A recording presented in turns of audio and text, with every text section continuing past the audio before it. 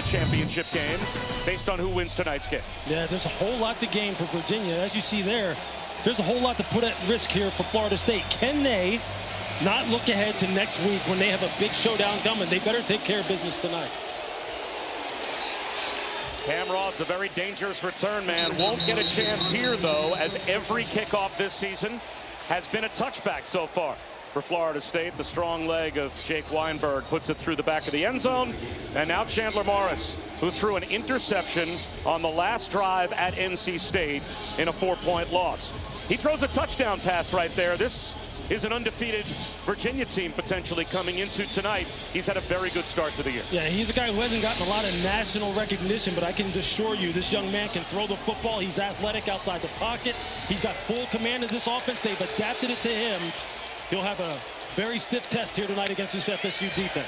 Fourth consecutive year that Chandler Morris has opened up as a starting quarterback for a program at the FBS level. And Jamari Taylor, the first handoff, a former walk-on at North Carolina Central at the FCS level. He's now the bell cow running back for UVA. Yeah, he is a heck of a running back. Great contact balance, low center of gravity, breaks a lot of tackles, real good in pass protection. They love him here. He takes it again, finds a crease, and has a first down. Dives for about 8 more, 9 possibly. Finally, Earl Little brought down Jamari Taylor, who has really become a terrific story for the Hoos.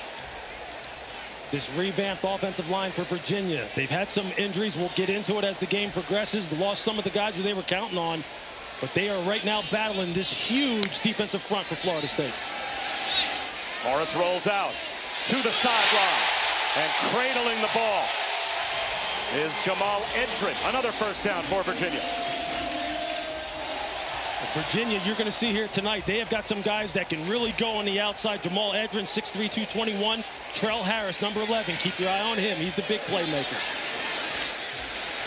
Into the wash for about 2 goes Jamari Taylor. You said you like the body type differences of these Virginia wideouts, right? They all seem to fit a specific role. That's one of the things that the great Nick Saban always talks about as far as how you comprise your wide receiver room. You want guys who are high risers on the outside, quick guys who can work in the slot, really get matchups that you like, and guys who can just burn down the field. They've got all 3 of those, and I think you'll see all of them, and we'll talk about all of them as this night goes along. Play action. Pumping once is Morris on the move. He's going to try to get to the sideline, and he is out of bounds. He might have lost a yard or 2. Ashlyn Barker bumped him out. So now it will be 3rd down and a long 9 close to 10 for Virginia. I think Chandler Morris was expecting someone in that intermediate zone to come across the field. You saw him pump and pull the ball down as you took a look there at head coach Tony Elliott. Now a 3rd and long situation. Florida State's got some people that they can unleash now. They have some real good backers, have a lot of athleticism that they'll send from time to time. Blitz coming on 3rd and 10. Morris, back shoulder to the sideline. Incomplete, threw it behind Jaden Thomas. So it'll be a plus territory punt for Virginia as Jabril Rawls was there, and Florida State gets the defensive stop.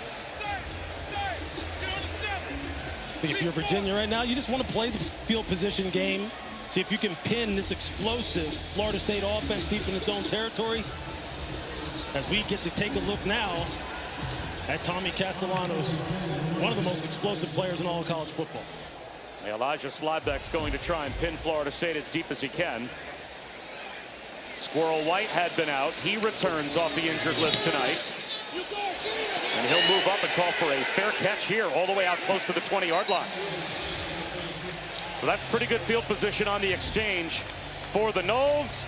And boy, does Tommy Castellanos, transferring from Boston College, at one point played at UCF for Gus Malzahn. They are now reunited in Tallahassee, and he seems to fit this team and this offense perfectly. But we talk about fit all the time, as you just mentioned, with quarterbacks in the places that they're playing with, and in particular with their play callers. Tommy Castellanos reveres Gus Malzahn, looks at him like he's a father figure. He feels as though Gus always puts them in the right position, always knows what the defense is going to do. Let's see what they got. Gavin Sawchuk empties the backfield for the quarterback run. And Castellanos is tripped up after a gain of 3. James Jackson made the stop. You're familiar with Gus Malzahn and how he likes to play offense. He likes to play it at warp speed. They continue up tempo, and here's Sawchuk. Across the 30, tough to bring down. Just about every member of the Virginia defense eventually going for a piggyback ride. Underneath Gavin Sawchuk, Kazim Moore, James Jackson, the two to arrive first, but they needed help, a gain of 13. This offensive line for Florida State is huge. Just thinking about on the edges at tackle, Gunnar Hansen 325, Micah Pettis 349. They will just lean on you for 3.5, 4 hours. You've got to withstand it. You've got to shut this running game down somehow. Castellanos, tip ball, incomplete. Fisher K-Mac on the rush. He was trying to hit Deuce Robinson on the slant. Robinson was open, but K-Mac said no. Well, you're going to see Fisher K-Mac right here. He goes 6'7". When you're going against a quarterback like Castellanos, who's just 5'11", maybe 5'10", you just got to get your hands up. If you can't get the pass rush, you got to block his throwing lanes, make it difficult for him to find open receivers downfield. 4-man rush. There goes Castellanos. It'll be 3rd down. Another tackle, that time for K-Mac. 3rd down and a long 4, close to 5 for FSU. That's a heck of a job by Fisher K-Mac, who goes 6'7", 250 to get Castellanos down in the open field. As is always the case, these are the money downs right here. You've got to keep Tommy in the pocket. Don't let him get outside and create if you're Virginia. And if you're Florida State, just keep protection, let Tommy survey the field. They bring a blitz. Castellanos burns them to the outside to Deuce Robinson. 1st down, Noles. And there's a flag down on the far side of the field as well. It'll be offensive pass interference. It looks like they'll get Deuce Robinson for pushing off.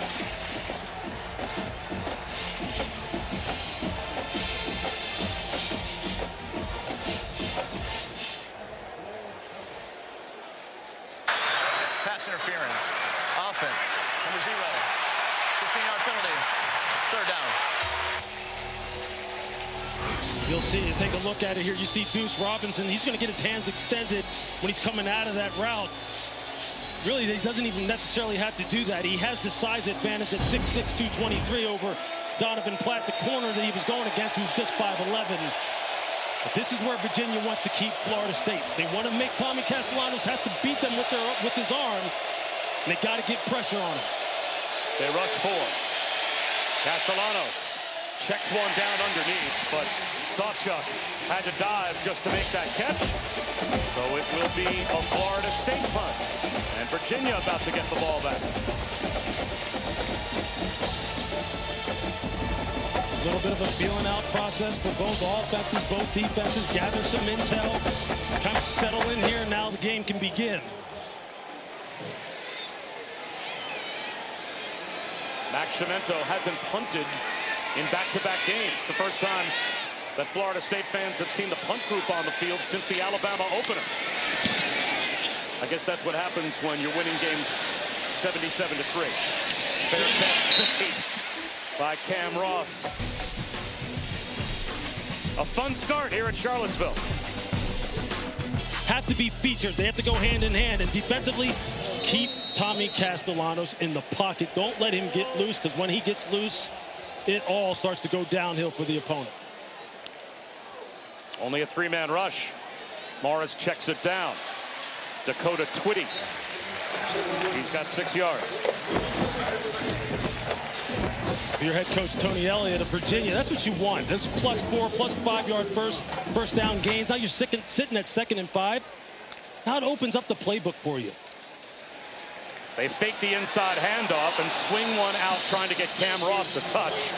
But he stumbles and loses a couple of yards. Well, Chris Budden, you were noticing a different Florida State defensive sideline than we saw last year when we had them? Yeah, Mike Norvell was very honest about the leadership that he demanded on this team, specifically on the defensive line. When we had them last year, we were very quiet. Guys stepping up, Daryl Jackson yelling at each other in a positive way, slamming iPads, constantly motivating each other while they were on the sideline before coming out here.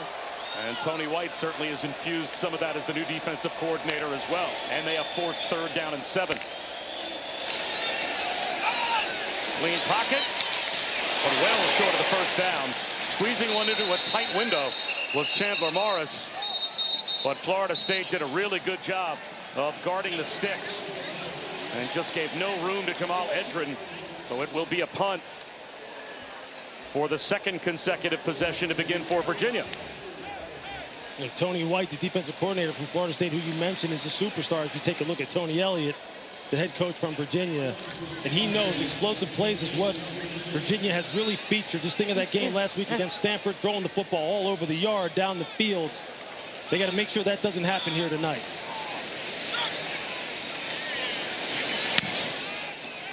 Squirrel White hoping for a return. Makes the first couple of guys miss. Squirrel White gets loose. He was overrun by the first couple of players for Virginia and ended up returning it for 24 yards. Great field position for the Noles. A USAA, proudly serving the military community and their families. So here's the women's lacrosse team at Virginia getting their first peek at their brand new locker room inside the brand new Harrison Family Olympic Sports Center, just opened here at Virginia. $75 million project. It's 138,000 square feet in total, and it has that new car smell, Lewis. It is impressive. My son Jimmy's a runner here. He took me into their cross-country locker room, all the pictures of the kids up on the lockers, and they're still unwrapping brand new pieces of furniture in there. But all the Olympic sports here at Virginia now have a brand new home. Yeah, everything is on the rise here. A lot of expectations, a lot of hope, including this game here tonight against the number 8 team in the country. A great field position here for Florida State. Castellanos, tunnel screen. Makai Danzy, he's a track star in his own right. Flag out as he was not able to flash his speed there. I'll have to check the penalty marker. Makai Danzy, track star. This guy block in the bag. Offense, number 51. 3-yard penalty. First down. on the center, Luke Pettibone. Again, another one of these transfers. You're going to see him right here. A guy who they consider to be the hub of this revamped offensive line that has so much experience. You're going to see it. He just can't quite get position. On safety, Devin Neal winds up hitting him in the back. A couple self-inflicted wounds so far early here for Florida State, putting them in long down and distance situations. They run it right behind Pettibone. And up the middle goes Sawchuk. Lost the football. It is loose. There's a pile up for it. Virginia thinks they have it.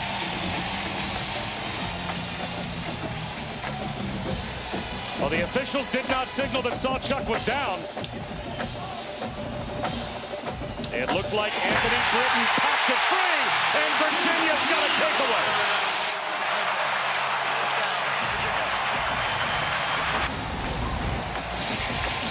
You're going to see 55 Britton. You see that left hand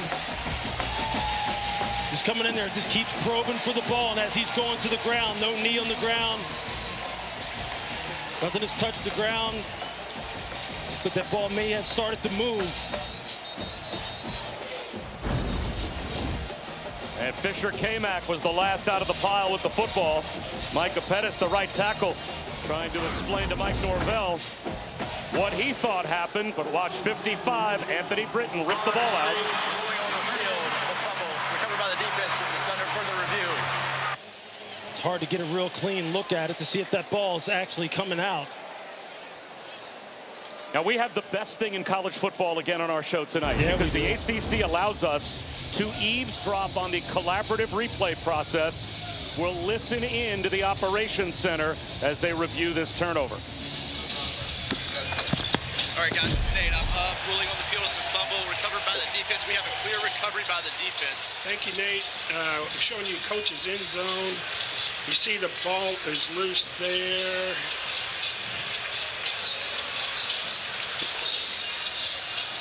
And there's nothing that will show his... Nothing with the body part down. So his elbows are up and his knees are up at this point? Yep. Nothing from TV. So we're just trying to get everything that's coming in from TV? Yep. Copy that. Nothing else is coming. Nothing from else is coming. Nothing else.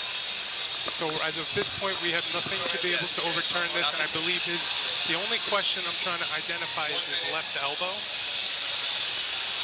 I like the low coming from the back mark for the elbow. That's the best. Yep. And then I think that's 55.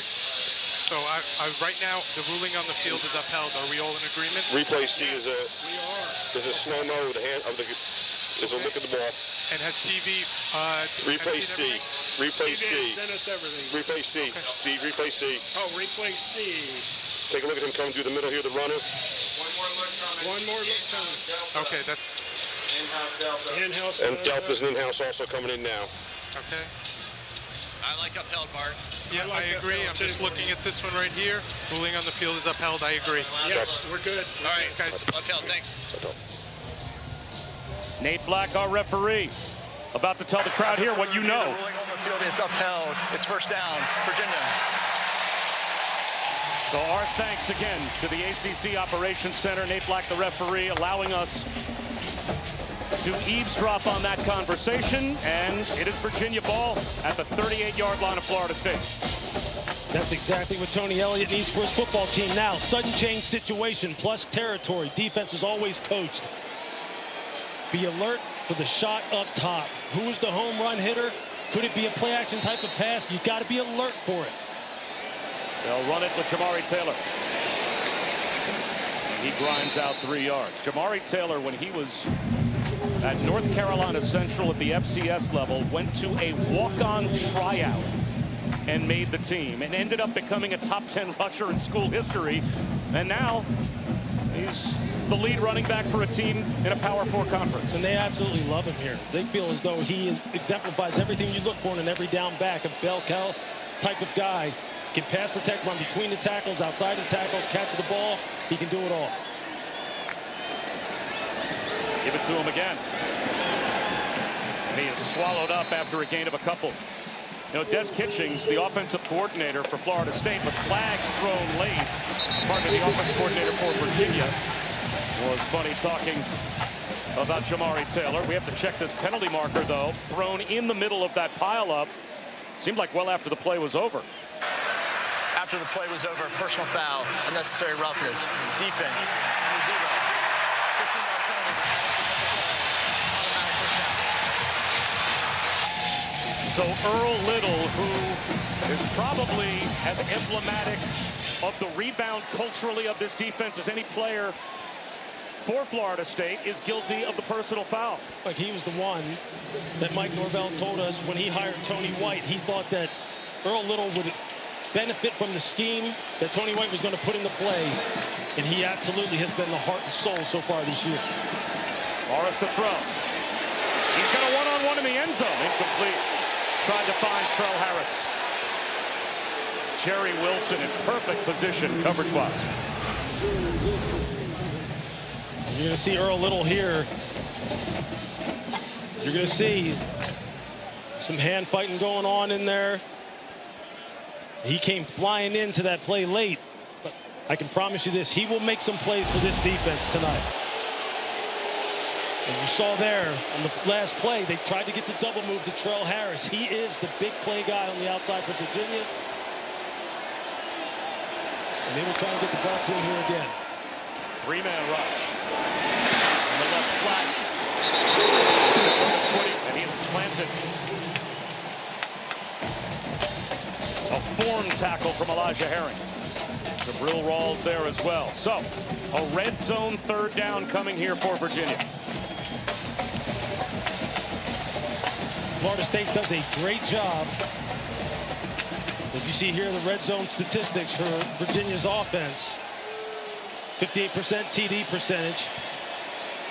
Ideally, you want to be able to run the football down here. The throwing windows are just so tight, especially with the way Florida State deploys their secondary. They're going to run it with Taylor. Nice cut. And he's got the first down. Earl Little tripped him up, but he picked up 6. And it's goal to go for Virginia. I mean, how about that jump cut from Jamari Taylor? I mean, he is going full speed and just gets it lateral and gets it back upfield. Nice run. And their offense goes full speed. Full speed looking for the pylon and meeting a wall of Garnett White at about the 5-yard line was Taylor. Jabril Rawls. Well, that is He looked more like a safety than a corner there. Yeah, there's just so much speed at the second and third level of this Florida State defense. They're going to make you work for everything. You're going to have to earn it. Morris to throw. Into the end zone. He's got a man for a touchdown. Sage Ennis, the tight end, settled down at the goal line. And Virginia's got the lead.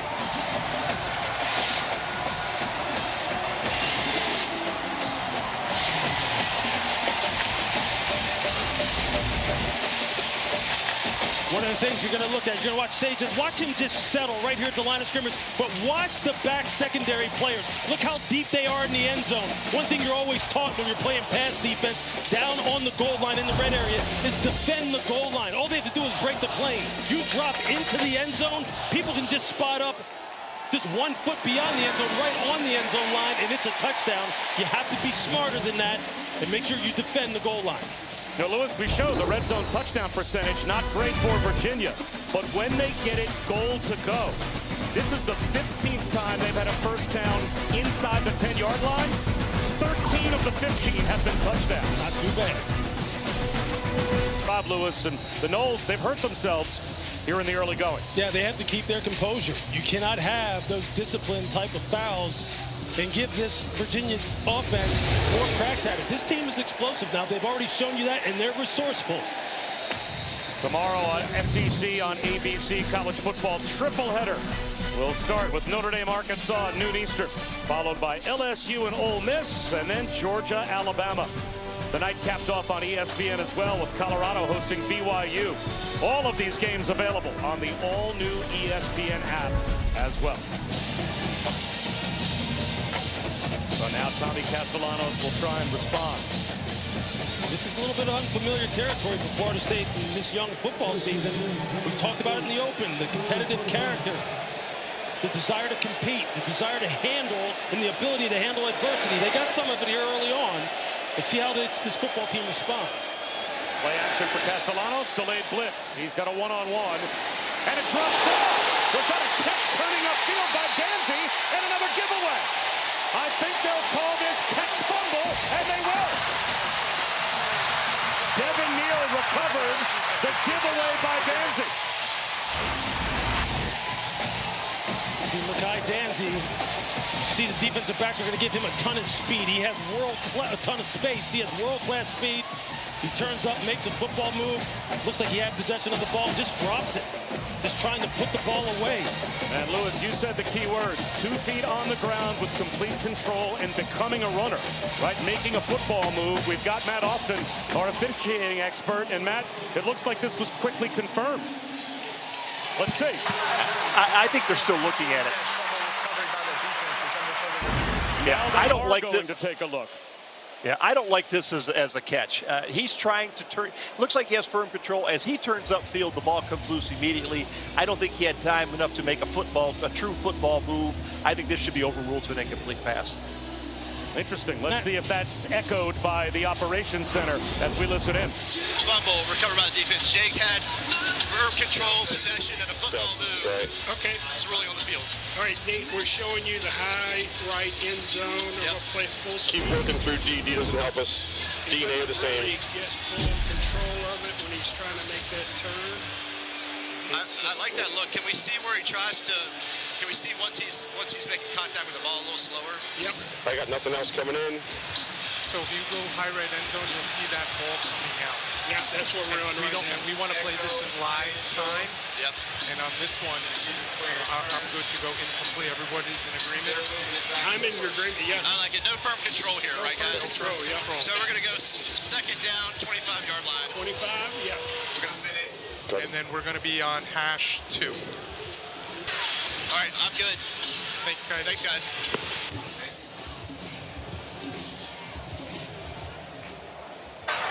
After further review, the ruling is an incomplete pass. Second down. That was as close as could be, but Matt Austin ends up being right. Yeah, he was. And I'll tell you, look, that was close. That was real close. I mean, what is your interpretation of a football move? Or rather, what's your definition of a football move? And I think that's what Tony Elliott is probably sitting there thinking right now. What a heck of a turnover that would have been for his team. You know, about 15 years ago, I was part of an ESPN group that went to the replay officials off-season conference. And it was all the replay officials from all over the country gathering, and they did a whole series of plays and had them all with a clicker vote. And there were plenty of plays that were 60-40, 70-30. So sometimes it just matters the interpretation of those that are in the booth and those in the operations center, as Gavin Sawchuk blasts for 11. And a first down as Makai Ganzi. New life for Florida State as the fumble was overruled. Sawchuk again to the 39-yard line. We talked about the size and the experience of this Florida State offensive line and just the power that Gavin Sawchuk runs with. And offensive coordinator Gus Malzahn just going back to the well, going back to what they do best. Just lean on you up front, rotate these backs through there, get Tommy Castellanos out on the perimeter. There you see Gus on your screen. Virginia's going to have an answer for this run game. Castellanos, soft play action on the slant to Deuce Robinson. First down to midfield. There you see the RPO game. The linebackers just flying upfield to try and slow down this run game, and there comes the slant window. Right behind it. Tommy reads it perfectly. Easy throw and catch. Sawchuk into plus territory. You know eventually, Bob, the shot over top is coming. You see these safeties starting to creep down more and more. It gets tiring hitting guys like Gavin Sawchuk when they have a full head of speed. You don't want to keep doing that all game long. But guys up in the booth probably telling Gus Malzahn, hey, the shot over top here eventually is going to come. Look at how these safeties are playing, how shallow they are. Keziah Holmes had been out recently for Florida State. He is back, and he is in the backfield. Play action. Castellanos floats one to the sideline and overthrows LaWayne McCoy. Donovan Platt, the Army transfer, running in coverage. You see the separation between the second and third level, meaning behind the linebackers in front of the safeties. Just look at the windows that are open. Tommy can't get a great look at it and put it where he needs to, but the windows are there. Virginia is respecting the speed that Florida State has on the perimeter. Third down and 9.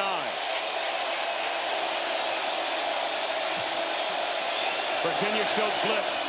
Castellanos sees it. Play clock at 3. Play clock down to 1. It looked like there were a couple of players that started early. A flag is down on the far side of the field. The catch made by Deuce Robinson for what would be a first down. Offside. Defense. That penalty's decline. Result of play. First down. So it's a gain of 12 and a third down and 9 conversion for Mike Norvell's offense. And that was transfer Mitchell Melton, number 17, from his left defensive end spot, trying to get a jump on it, trying to see if he can get that corner turned on big Micah Pettis, the right tackle for Florida State. Just a little bit too antsy. Got to sit in there.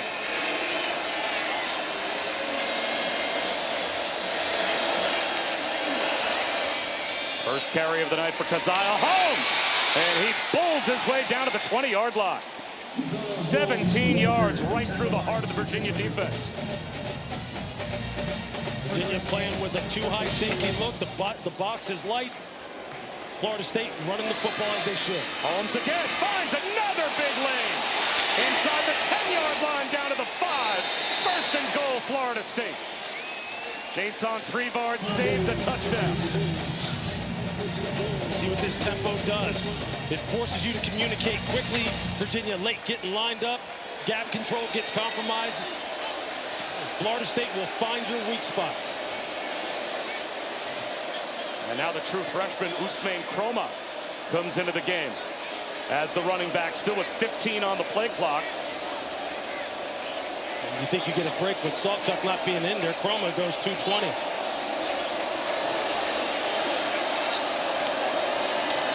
Play action. Castellanos, tip ball, intercepted!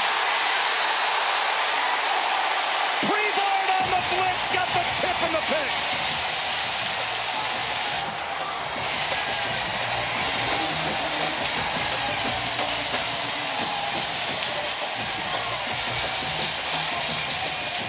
Jason Prevard, who plays that spur position, or what is commonly called the nickel spot. You're going to see him blitz off the edge and watch him just use his length at 6'2", 199 pounds Just get his hand up, tip the football, and then be able to locate it quickly and take it out of the air. That's just a big time individual effort.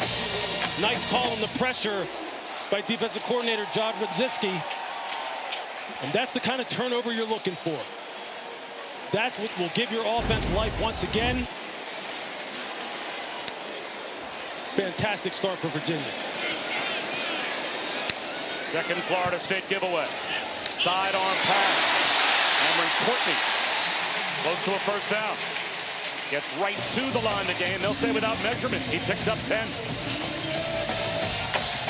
How about O.C. Des Kitchens and Tony Elliott? They say, hey, you want to play the tempo game? We can do that too. Now they try the opposite side. A broken tackle, Eli Wood. 8 more for Virginia.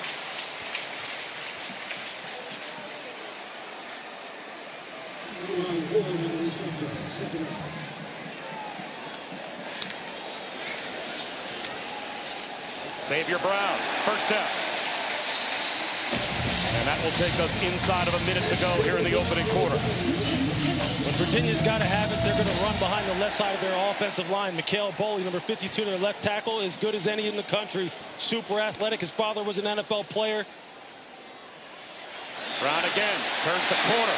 Big-time collision.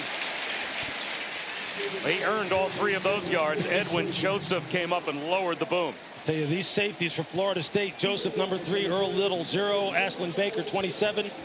They are hammers, all 3 of them. Brown again, first down. Flag on the far side of the field.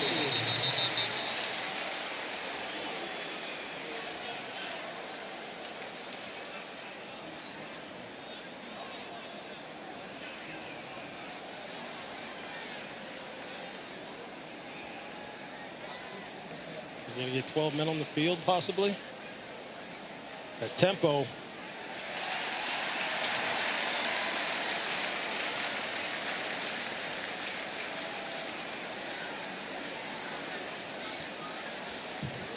The play did produce a first down. Illegal substitution. Defense. For the 11 players on the field at the snap. That penalty is declined. Result of the play. First down. And Tony Elliott was just making sure that the measurement he saw was correct and that his team did pick up a first down. And so when he realized that, declines the penalty. The first touchdown scored by Virginia off of a Florida State turnover. But they had the short field to work with. This time they started inside their own 20-yard line. And this might take us down to the end of the first quarter. And yes, it will. They do not need to snap the ball again, as the Hoos will have a touchdown lead and the ball in Florida State territory to start the second quarter. That is the end of the first quarter. Back to Charlottesville in a moment. Well, Mike Norvell last season, Lewis, had a team that I think felt couldn't face adversity and couldn't respond. I think he feels he has a totally different team now. Yeah, he said, look, they have embraced accountability. And right now, with their backs up against the wall, someone has to rise up and make a play for them defensively. Nice move as Jamari Taylor on the screen with blockers in front.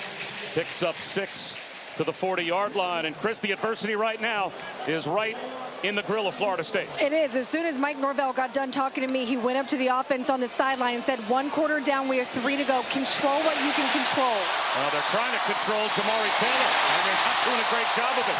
He's got a first down.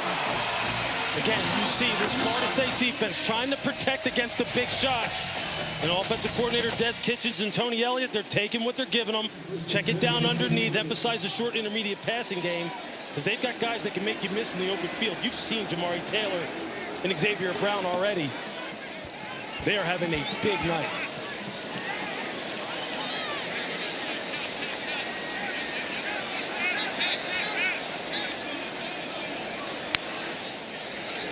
They fake it to Cam Ross. It collapses quickly. Ashlyn Barker buries Chandler Morris on the blitz for a loss of 9. Then Ashlyn Barker, you're going to see him right here come off the edge. And again, it's this 3 safety scheme that Florida State likes to run. With Barker, Joseph, number 3, and Earl Little, they can deploy them in various different ways, change up the looks. It's a little unconventional, a little hard to decipher sometimes for quarterbacks. And just the versatility it gives you as far as people who can cover, people who can blitz. There you see a little bit of it right there. Virginia had only allowed 1 sack this season before tonight. They've allowed 2 here in the first half. Morris up the seam! First down, Camaros! His first impact play. And from a 9-yard loss on the sack to a first down on the doorstep of the red zone. That's such a good throw from Chandler Morris. Great anticipation. Whizzed it right past the ear of the linebacker, Elijah Herring. Now it's Harrison Whalen. Getting a push. Inside the 16-yard line for 4.5. About this offensive line for Virginia, we were talking about it in the break, Bob, about the fact that really only 2 of the 5 guys that maybe they were hoped to have for this entire season are available, going up against this huge Florida State defensive front, and they're pushing them around. They're knocking them off the ball, and these running backs are running it hard. The right tackle, Jack Whitmer, number 68, is a converted tight end. But they've had so many injuries, he is starting tonight. And now this play blown dead at the line. This is going to be a false start, I believe, on Virginia.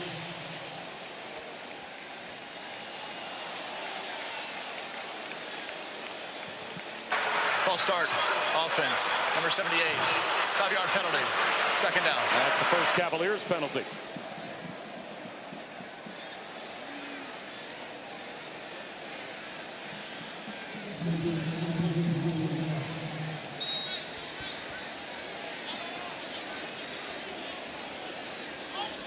Play action passing game, the screen game has been working well for Virginia because of the way the running game is going. See how these safeties are tight for Florida State right now. Within about 7-8 yards of the line of scrimmage. Another soft spot in the zone for Edgerrin. Right at the 10-yard line, popped by Earl Little. Maybe a half-yard short of the first down. So this will be 3rd down and a foot. Patience, patience, patience by Chandler Morris. Just finding these zone voids. The wide receivers and he are on the same page. Now you got a 3rd and short. They've been running the football with effectiveness. This offensive line coming off the ball. They're bringing in big people. Ben York, a backup tackle, becomes the 6th offensive lineman on the field, and Jamari Taylor back in as well. They give it to Taylor. He's got the first down. 1st and goal, Virginia at the 7. You would think Jamari Taylor's about 220 pounds. He's 209 pounds. But from initial contact to when they got him on the ground, he drug defenders at least 2 yards. That's his calling card. That lower body strength, determination, grit, whatever you want to call it. This football team has it, and they're showing it to you. They've got Florida State on their heels again.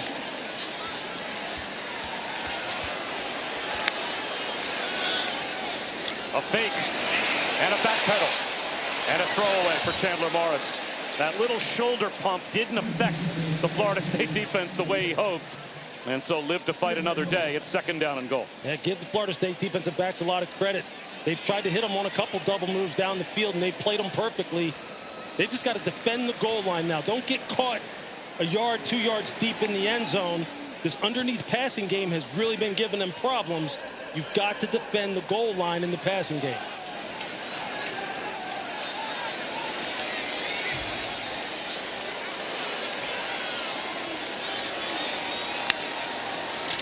A little shovel pass to Cam Ross, and he goes nowhere. He goes backwards. Jabril Rawls, another tackle from his corner spot. That's a 4-yard loss. Now it's 3rd down and goal outside the 10.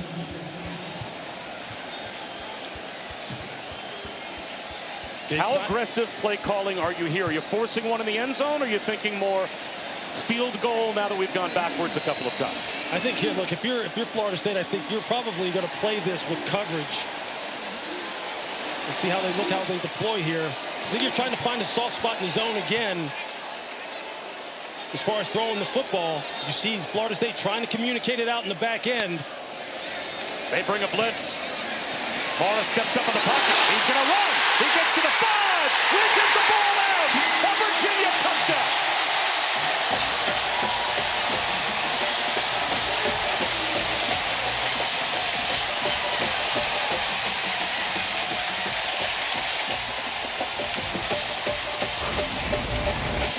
You see, they're going to bring 6 up front, and you're going to see Chandler Morris just find the void. It looks like the defenders have good eyes on him as they're trying to match the patterns down the field, but he just finds enough space. And I said, this guy is plenty athletic enough to rip you down the field with his legs. He's able to avoid the tackle of Jabril Rawls. You could not ask for a better start for Virginia. Lewis, a pair of turnovers for Florida State, has produced a pair of touchdowns for Virginia. The blitz and the takeaway by Jason Prevard. And Chandler Morris pays it off. It's in the first quarter. Yeah, look, what did we say? We said this was a measuring stick for both programs for different reasons. Florida State, look, they're 8th in the country. They have some big games coming up, and they have blown some people out. For Virginia, it's about saying, hey, we're here, and they've shown it so far. Well, here's tonight's game track brought to you by American Express. And again, the Florida State miscues. They've given it away twice, and it's been 2 touchdown drives off the turnovers for Virginia. Great start for Chandler Morris, and now can Tommy Castellanos and this offense for Florida State rebound. I think they have to stick to who they are. Look, this is one of the best rushing teams in the country. They got a big offensive line, a quarterback who makes great decisions in the zone read and RPO game. Look, it's a 2-score game. They can come back from this, but they have to stop turning the ball over and put some first downs together. Castellanos pulls it. And a good start to this drive. He's got 7. Ethan Minter, a hard-hitting safety for Virginia, made the tackle. And there are those decisions we're talking about in the run game as far as the zone read. And crashes down. Tommy pulls it. I'm out on the edge. Got a lead blocker. Pick up 8. Usman Chroma right up the middle. Boy, for an offense that's turned it over a couple of times, how about putting the football and the trust in the hands of a true freshman on the road? Yeah, they have got guys who they say have a high degree of football character, Chroma being one of them. Chroma breaks a tackle. He is tough to bring down. Ran out of the initial grab of Mitchell Melton and worked for 4 yards.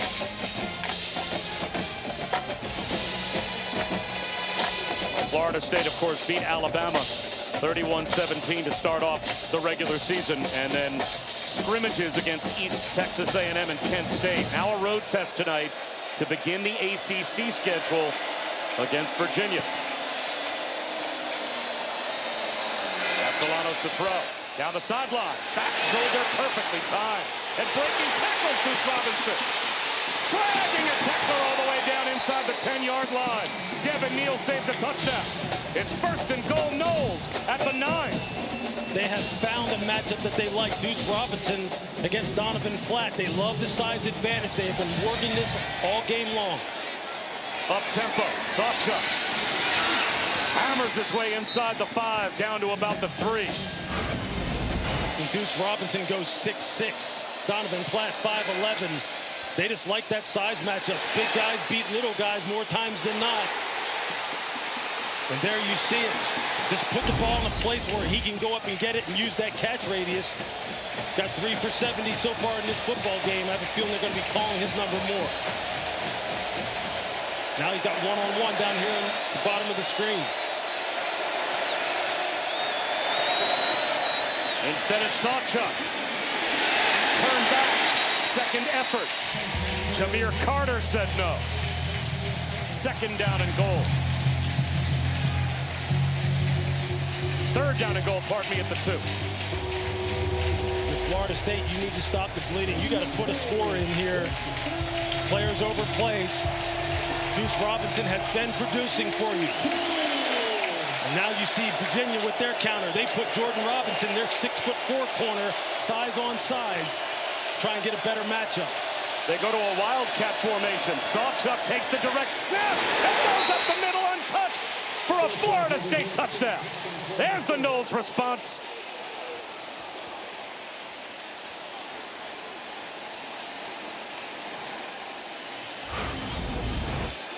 You just see the blocking down at the point of attack right here. You can watch the ball handling of Sawchuk, who just fakes the jet sweep. And then he's just downhill, and you see how it just parts open. There's a lot of eye candy there for the second-level defenders to look at. It's a nice drive by Florida State.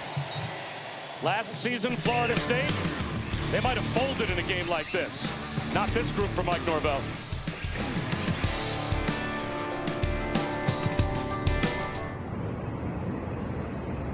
Chandler Morris going to work again, this time with his legs, just finding enough space and getting that ball in the end zone. But Florida State, look, we said they revamped this entire roster, namely from a football character standpoint and accountability standpoint. That's how you answer. Now you're down one score, you need to stop from the defense. If you're going to have a winning season, at some point you face a night like this. Last year, FSU, 2-10 season. That tells you how they responded to adversity. We'll see how they respond tonight, but that last drive was a great indication. And on the touchback, it'll come out to the 25 for the Hoos. So Florida State coughs it up on their first two possessions, but their last drive, 75 yards for a touchdown to cut the lead in half. And now Chandler Morris back to work, and boy, is he off to a great start. He sure is. Look, and if you're head coach Tony Elliott, you're Des Kitchens, offensive coordinator, you just keep doing what you've been doing. Take what this defense is giving you underneath as far as the passing game, running against light boxes, rotating their backs in there, and just be efficient with the football.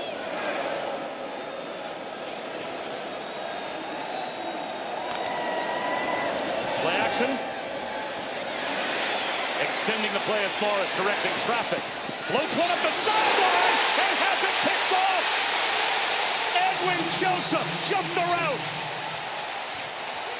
A takeaway by the FSU defense, and they're in business. And you see defensive coordinator Tony White has started to ratchet up the pressure a little bit on Chandler Morris. And you're going to see it here. Safety Edwin Joseph, they try to get him on an out and up with Cam Robinson. There comes the out. Now he's going to take it upfield. He's able to get his head around. The ball is underthrown because Chandler Morris is under pressure because he got blitzed off of his right side. And there you see it. Linebacker Justin Cryer coming off the wide side of the field. Chandler Morris has got to protect the football, but there you see Tony White saying, hey, look, I'm not going to lay back and just play this zone coverage anymore. I got to get after this quarterback. He's too hot right now. And now he gets the turnover. Usman Chroma driven back, wrapped up by Mitchell Melton, and he had help. Sudden change situations, Bob. Flag down. Check that, we have an injured player.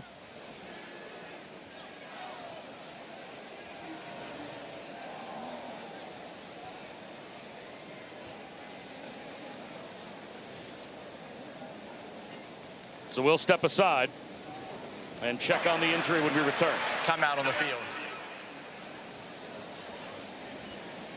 Florida State. It was Gunnar Hansen, the left tackle, who was down, but he immediately, as we went to break, got up and ran off the field. So it looks like Lewis, he'll probably miss one play. This is a veteran offensive line. Lots of transfers. 4 transfers on this offensive line.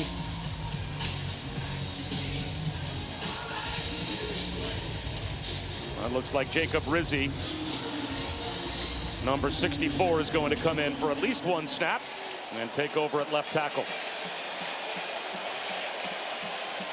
So after the injury timeout, 2nd and 10. Jalen Lucas in motion. Jet sweep.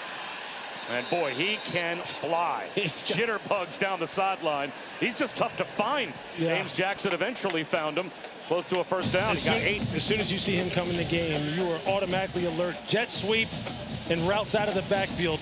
And you want to tell the linebackers that as you see Gunnar Hansen back in the game at left tackle. He has got difference-making speed. 3rd and short. And I think a timeout was called by Mike Norvell from the sideline. First charge timeout. North Carolina. Florida State. It'll be 30 seconds.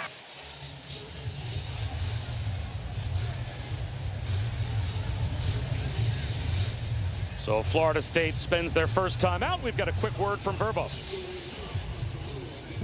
As your host, I have some rules. First, no showers longer than 5 minutes. This isn't a spa. That's the rule. Meanwhile, at a Verbo, get the vacation you expect and never a hovering host. So Mike Norvell wanted to make sure before a very important play call, 3rd down and about 1.5 yards, as we've got less than 6 minutes to go before halftime.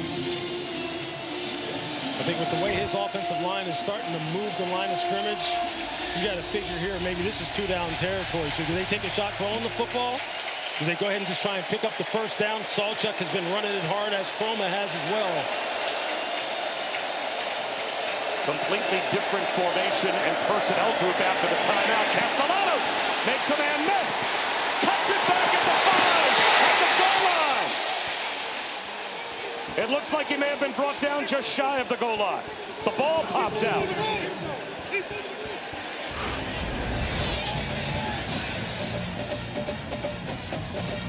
So he fumbled the ball. It goes out of bounds inside the 2. At the spot of the fumble, it's first down, Florida State. So Mitchell Melton punched it out, but right up against the sideline. 1st and goal, Florida State.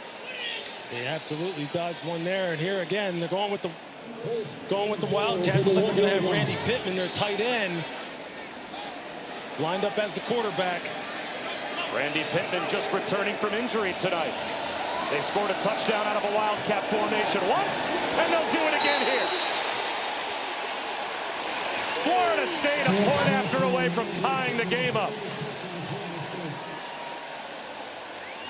And they turn the tables on Virginia, and they take a turnover and turn it into 6.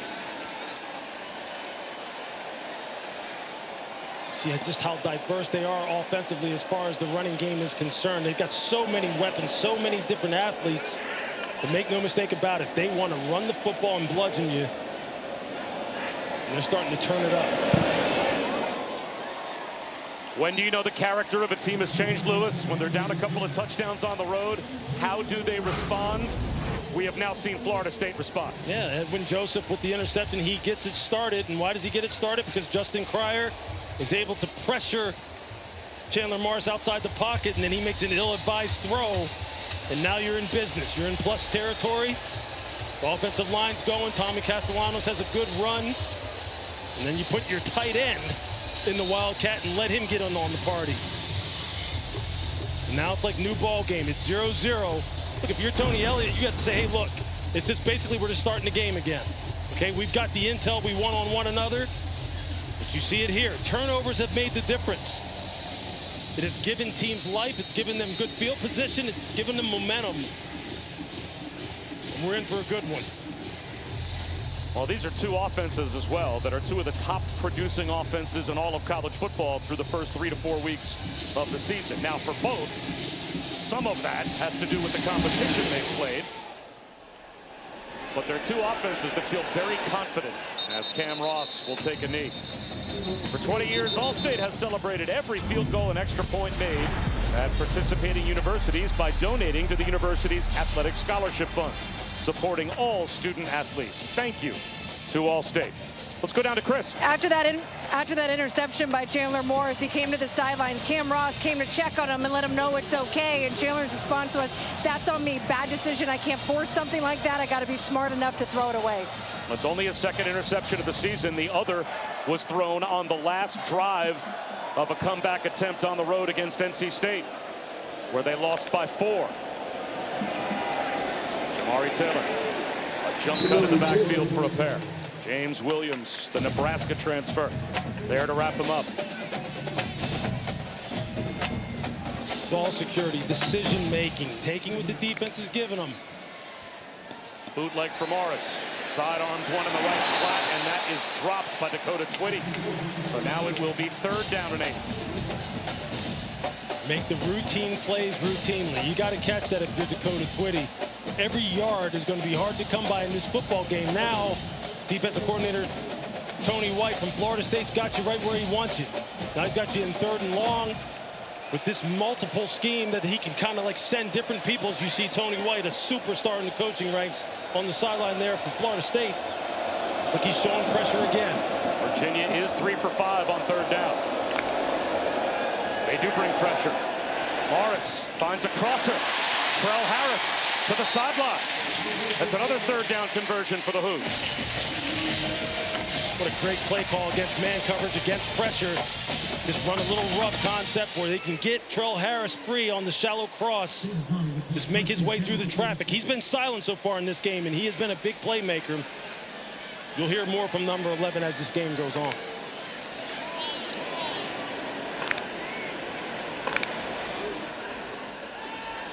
Morris to throw again. Has all day. Slings one. Tapped and intercepted. It went off the fingertips of Jamal Edgerrin, and Elijah Herring on the carom has the 2nd pick in as many possessions for FSU.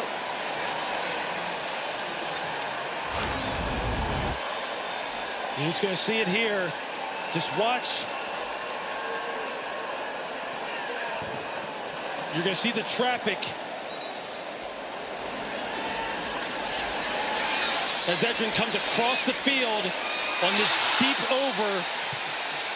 And it looked a little confusing live whether or not Chandler Morris was trying to get that ball to Trell Harris on the go route on the outside, as you see him streaking down the field, where he's just trying to layer it in there to Edgerrin. The spacing just wasn't right. Again, another one of those decisions where Chandler Morris is going to want that one back. He probably should have just ate it and not forced the ball into harm's way. Florida State in business again. Sawchuk.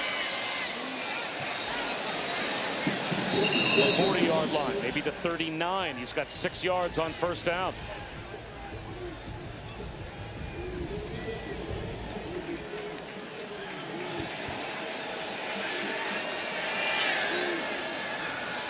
Screen out to the edge.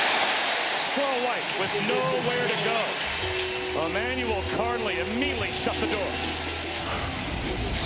And that's the kind of play that you need to make if you're Virginia. You see Carnley coming up from his corner spot, and just firing, making a short tackle.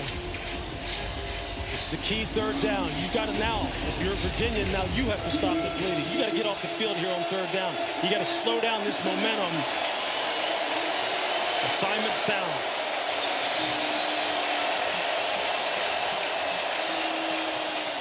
They fake the jet sweep, and Castellanos is going to try to run for it, and he'll only get a couple. Now, are you running there because you're setting up 4th down? I mean, that play call almost seems to indicate, Lewis, they're approaching this like 4-down territory. Sure, they're talking it over. You got 4th and 5 or less with this offense. Because of how multiple it is and the kind of momentum they got going, they sense right now that this offense is rolling. This is the kind of thing that could give Virginia life if they could get off the field here. Good eyes. You have to have good eyes defensively. Castellanos to the sideline. Diving attempt made by Robinson. Got it. Deuce Robinson secures it right on the chalk for a 4th down conversion. The size of Deuce Robinson. You see that right arm just kind of real subtly pushes off on the corner and able to run that comeback. Castellanos to throw again. Robinson throws the ladder out of bounds inside the 10. Flag out as well. And this time, what does he do? He runs the double move. Watch, he's just going to get off the line of scrimmage. He's going to stutter, take off again. I mean, he is just putting on a show right now. Number 0, Deuce Robinson. 6'6", 225 pounds. Personal foul. Targeting. Defense, number 0. Penalties half the distance to the goal. Automatic 1st down. Previous play is under further review. Antonio Clary, only back for his 2nd game this season. And they call targeting on this hit. See Clary coming out of the deep part of the field. See him duck the head, crown of the helmet, right on the chin of Deuce Robinson. See his head turn as he takes the hit. There, the head goes down. Crown of the helmet right on the chin. That's about as easy as it gets as far as the call is concerned. Well, we can listen in the collaborative replay process with the Operations Center for the ACC. And we were able to confirm. Replay E won't help you. Hey, now we're looking for targeting here. And we're going through the process. Yep. So this is I got a defenseless player. Agreed. Well, right? He is a defenseless player. And now he dips his head. We have a launch. And we have Delta's a good look for you too. Echo won't help you. D is good. Delta's the best look we have for C and D. So I see a lowering of the launch. Yep. I see forcible contact to the head neck area. Yep. And I see it to the helmet. Is everybody in agreement on this? Yes. Mark, I love it, yes. Okay, so the ruling on the field is going to be upheld of targeting. Now we're going to get you the number. 0 is the number. Perfect. And the ruling on the field for the catch is also being upheld, and we're also going to uphold the targeting as well. Copy that. So we're going to go half the distance. Correct. Okay. Position 5. All right, I'm good, guys. Thank you. Okay. Thank you. Thanks, Mark. After further review, the ruling of targeting is upheld. Number 0 has been disqualified for the remainder of the game. Well, Lewis, you were in immediate agreement with what the collaborative process certainly seemed to agree upon as well, and that's a dangerous play. Crown of the helmet as well, upward launch to a defenseless player. You want to change your strike zone if you're Clary. Yeah, you feel for Clary, again, coming back from injury, this just being his second game. Only played a series in the last game against Stanford, but you just got to be smarter than that. Defenseless receiver, all the prerequisites were there to call targeting. It's an easy decision on the part of the officials. So 1st and goal, Florida State at the 4. Castellanos with a fake. Castellanos to the end zone. Florida State has the lead.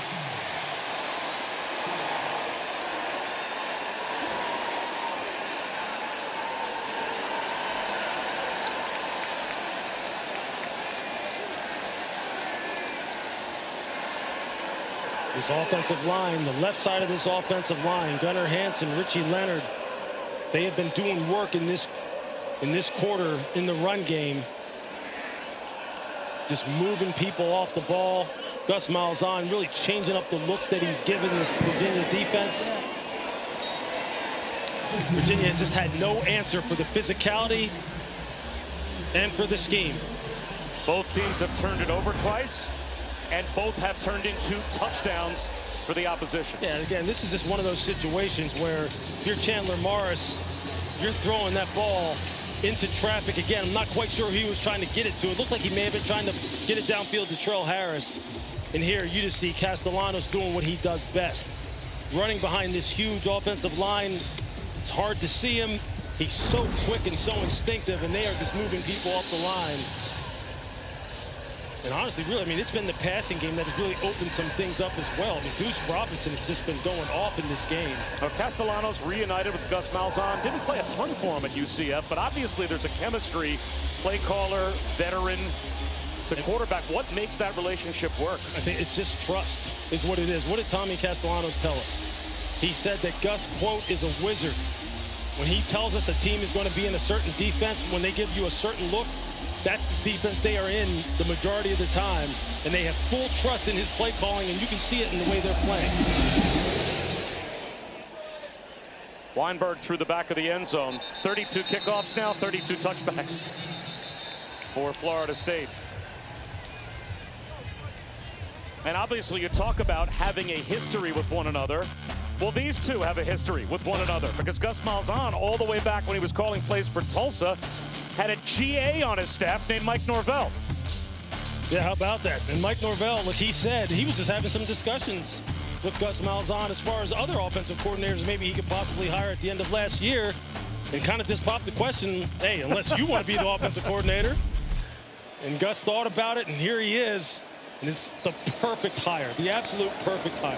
Pop the question, they're married again. The quick out. And trying to get a few extra yards was Edrin. Let's see if that takes us down to the 2-minute timeout, or if Virginia can get another snap off beforehand. Still looks like plenty of time to run another play on 2nd down and 2.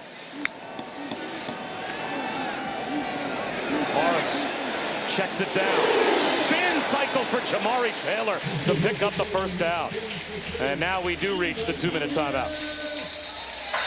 This is the 2-minute timeout. Lots of momentum swings. A Friday night in the ACC here in Charlottesville.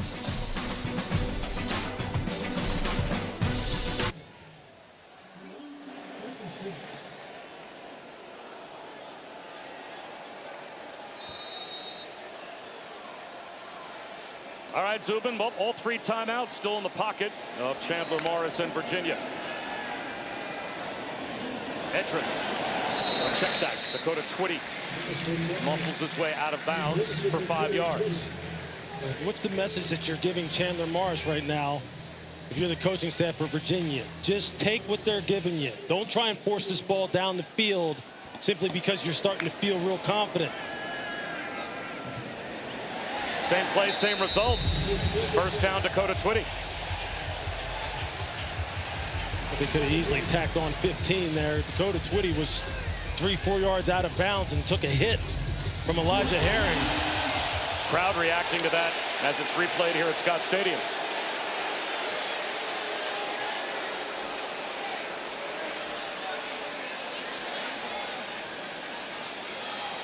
You get all 3 timeouts. You're almost at midfield, 1:50 left on the clock. Just be efficient with the football if you're Virginia. Back to the line of scrimmage and not much more. As Jamari Taylor was wrapped up right at the point of attack.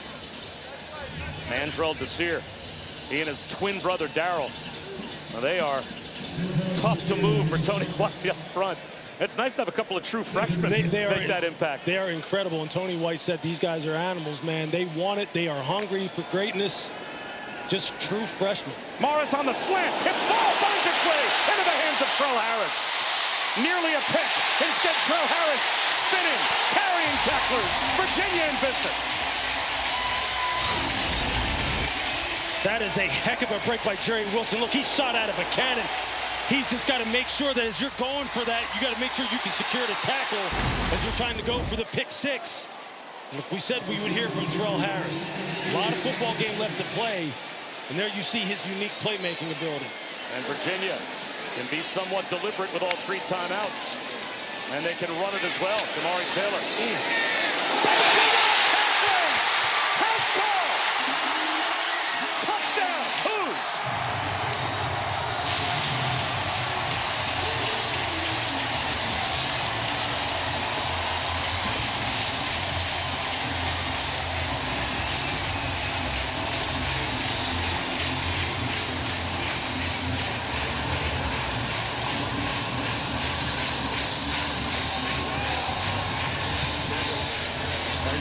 Me.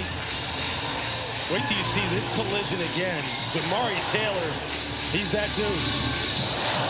How do you walk on at an FCS school and now do this against a top 10 FBS school? But this is one-on-one. This is the kind of competition that Mike Norvell's talking about. It's one-on-one.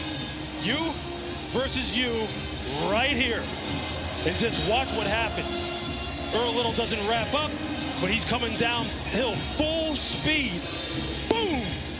But doesn't wrap up. Jamari Taylor says, nah, you can't get away with that with me. Have you not watched my tape?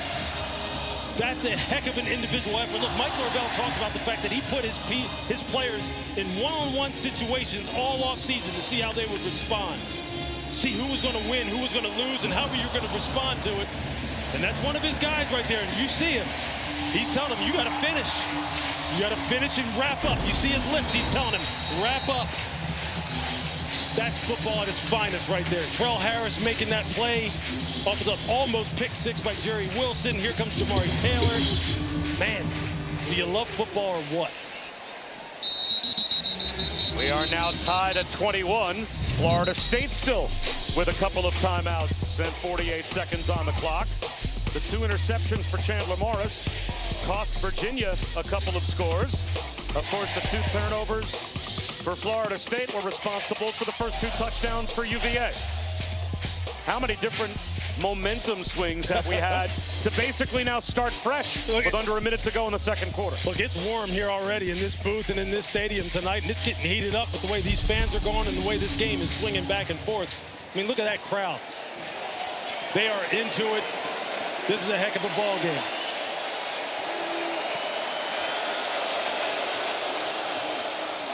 Draw play. Sawchuk tries to get the drive started and does with about 8 yards. And an 8-yard gain on first down, that might be enough to convince Mike Norvell, let's not put this thing in the freezer, let's attack. We got 2 timeouts. Castellanos on the move. Avoids a sack, throws it away. Tommy Castellanos. Mike Norvell's over there holding his breath saying, just take care of the football. Let's not put it in harm's way. Let's not give Virginia this ball in plus territory. And remember, Mike Norvell, he knows his team starts the second half with the ball as well. There you go. They won the toss and deferred. Ball security, decision-making is critical here. Do not want to give Virginia any more momentum than they just seized back. Virginia got all 3 timeouts left for them. Big down. They try and run for a first down, and they will get it. And now Mike Norvell will call a timeout. Second charge timeout. Florida State. It will be 30 seconds. 19 seconds to go in the half. Bob Wischusen, Louis Riddick, Chris Budden. This has been fun. This is the test that you want a top 10 team to have on the road. And well, you have to think down 14-0 at the start. That's one of those tests of character of a team that was 2-10 last year. This got to be a positive overall for Florida State in the first half, despite the mistake. Oh, no question. Look, I think last year's team, you would have saw them fold up and start looking for excuses. They wouldn't have taken accountability. This football team did. And they come roaring back behind their horses. They're riding Tommy Castellanos. The passing game is clicking on the outside. The defense making plays. But then here comes Virginia. They come roaring back too. Go back to their playmakers. They experience some adversity. Chandler Morris, he maintains his composure. This is exactly what you want out of a football game. Are you kidding me?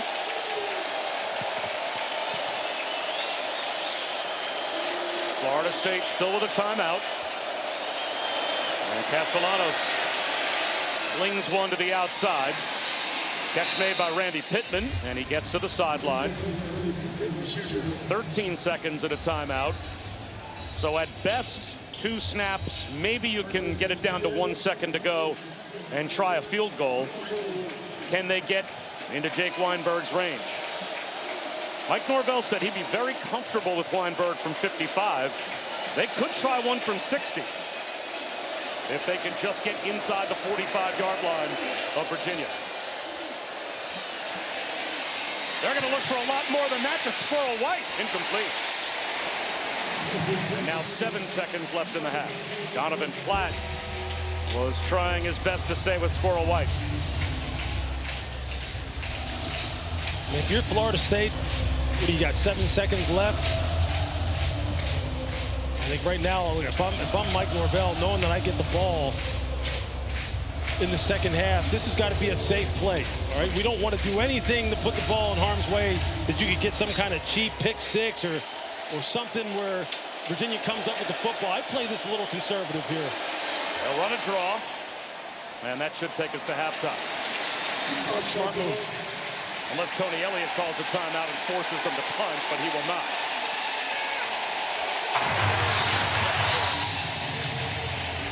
Florida State will start the third quarter with the ball, and as Mike Norvell very often does, he brings his entire team together to say something to them before they even head into the locker room at halftime. How about both of these offenses? I'm sure he's telling them, hey, look, this is a 0-0 game when we come back out in the second half. Both of these offenses over 200 yards total offense. Florida State 262 with it when we're running it, Tommy Castellanos. And let's have a great half and may the best team win. What more could you ask for? Yeah, every time there was a turnover in the first half, it cost the team that turned it over 7. And it will come out on the touchback to begin the third quarter. Chris Button, a chance to talk with both coaches. Yeah, Tony Elliott, all smiles when he came out of the locker room, said, Chris, this is championship football. I couldn't ask for anything more from my team. Said he really liked the way that they started off this ball game. It's going to be about who wins the middle eight and also who wins the turnover battle. But we told our guys this was going to be a one-possession ball game. As for Mike Norvell, he really liked the response from his team, down 14 points. Said I could not ask for a better response to that. But defensively, we've got to be better tackling and bringing guys down to the ground and finishing plays. It's exactly what Mike Norvell told us he wants to see from his team, that he didn't see last year. Character. When there's a gut check to be had, do they respond?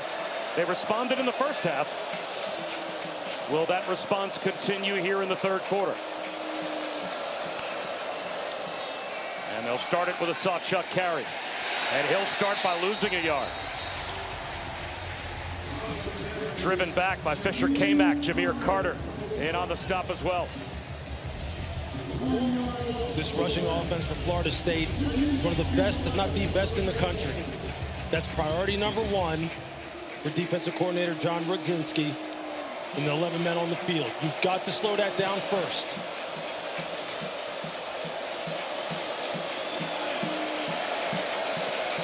Castellanos takes command.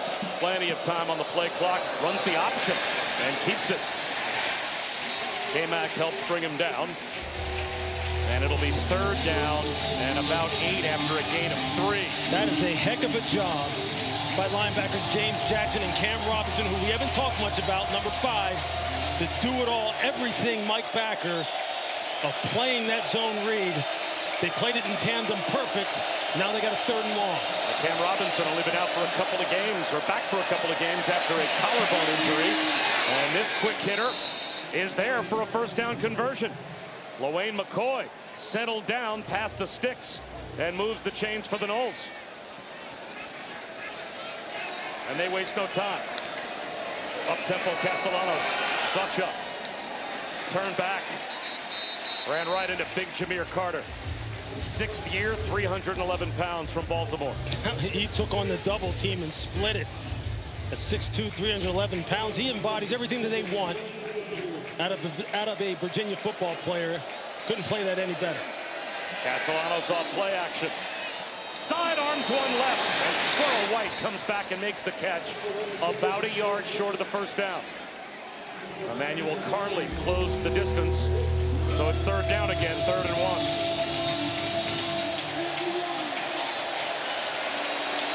Sawchuk up the middle.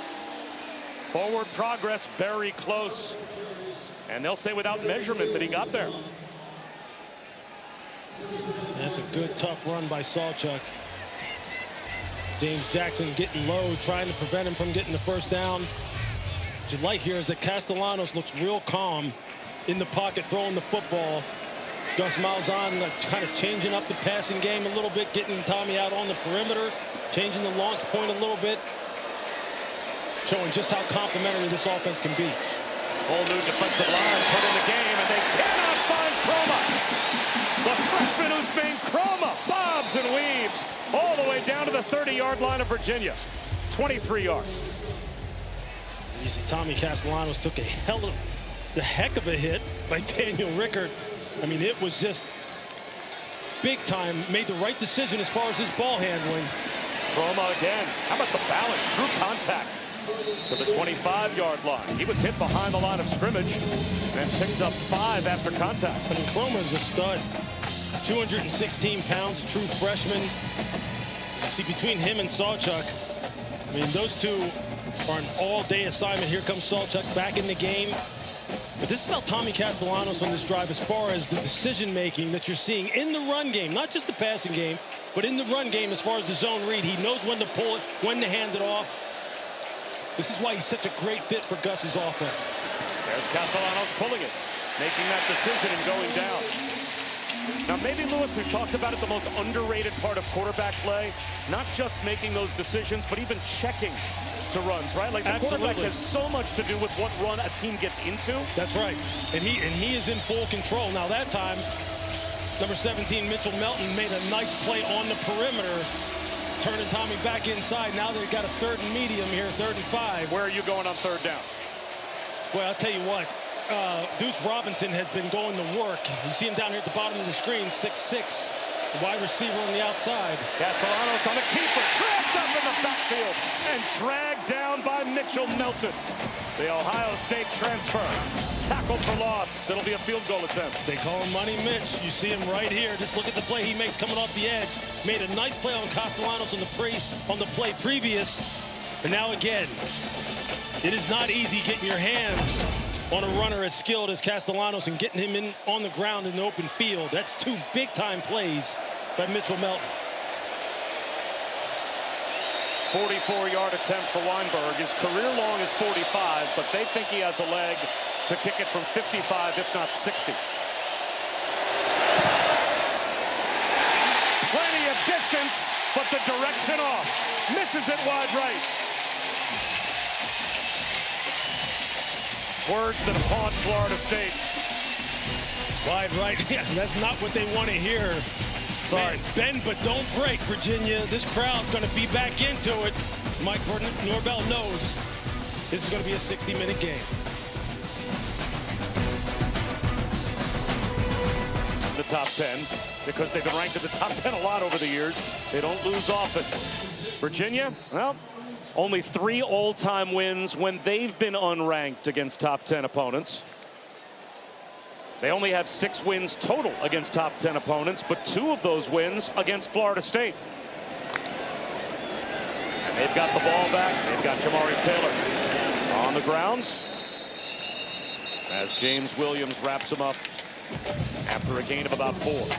It's a measuring stick game for different reasons. It's been the theme I've been trying to establish since the very beginning. For Virginia, have you finally arrived in terms of this new landscape of college football here in 2025? They have a nice program going, as evidenced by the score. And for Florida State, are you for real this year? Are you a team that's going to be there in the very end, challenging for a national title? These are the kind of games you're going to have to find a way to win. They run it again. And not much there for Taylor. Mandrell Desir, one of the identical twin defensive tackles, along with his brother Darryl, that have been impact players for the Noles, made the stop. It's such an athletic play. They were on a little bit of a line twist, and you just see Mandrell Desir at 6'4", 262. He moves around like a linebacker, both him and Darryl, number 90. These guys are going to be foundational players for this program for the next couple of years until you see them on Sundays in the NFL. Took up football when they were 7. It was a good decision. Virginia looking for another 3rd down conversion. 4-man rush. Underneath throw, Trell Harris turns upfield and gets it. 8 yards for Harris. Juice Cryer brought him down, and Chandler Morris, is he hurt? Yeah, you got to keep an eye on him. You're going to see his right arm hits. He's not right, and that's his throwing arm. It hits Kevin Wigginton as he's trying to get this ball down the field. So they will run it. Spinning for about 6 is Jamari Taylor. But what happened to Chandler Morris on the last play? Trying to get it over his 6'5" right guard as he's getting pushed back in the pocket. You're going to see right there, his hand hits the top of his helmet. He's holding that thumb. How many quarterbacks have we seen get hurt because they hit their hands on the helmets of their own offensive lineman or defensive lineman? And he stays in. What kind of a grip do you imagine he's got on the football if he's nursing that right hand? Yeah, it's hard to tell. I mean, this is where Des Kitchens, the offensive coordinator, has to be aware of this. Make sure he's good to go. Communicate with him in the coach-to-player headset. Well, they keep it on the ground with Xavier Brown, and that works. So that's allowing the right hand to recover for Chandler Morris on the field. A 9-yard gain and a 1st down. And what a nice job of securing the edge by the Virginia offensive line. And Xavier Brown with that quick cut outside and getting that ball upfield. Both him and Jamari Taylor have been money tonight. That puts Virginia over 100 yards rushing. And we still have a 1/4 to go. Brown cuts it outside.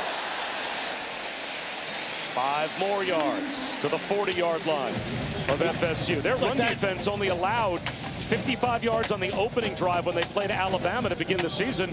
32 yards rushing on 17 attempts the rest of the game. It was the fewest yards that Alabama had run for in a season opener since the mid-70s. But the rush attack continues here for Xavier Brown. It's a different story tonight for Virginia. I know we can't run these plays back because they're going at tempo, but the cuts that Xavier Brown is making, these jump cuts, are the kind of things you see at the NFL Combine when they're doing drills. It looks beautiful. And this offensive line is getting pushed. Here he goes again. And toss it to him again. Spinning is Brown. Working hard. Again. Just about to the red zone. Des Kitchens, Tony Elliott, they know that their quarterback, you just wonder how much do they know about how he's feeling right now. Well, they have leaned on the running game now ever since he hit his hand on the helmet of Kevin Wigginton, the right guard. Hey, if you're Tony Elliott, you're saying keep calling it. And if you're Tony White, you're saying, hey, man, we got to slow this down. This is the kind of drive that just takes the life out of you as a defense. And now Jamari Taylor back in. Another handoff.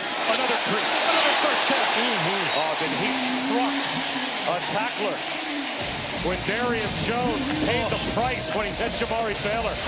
9 yards. Again, you better strap up when these running backs are coming through. You see how his head went back? That is not fun.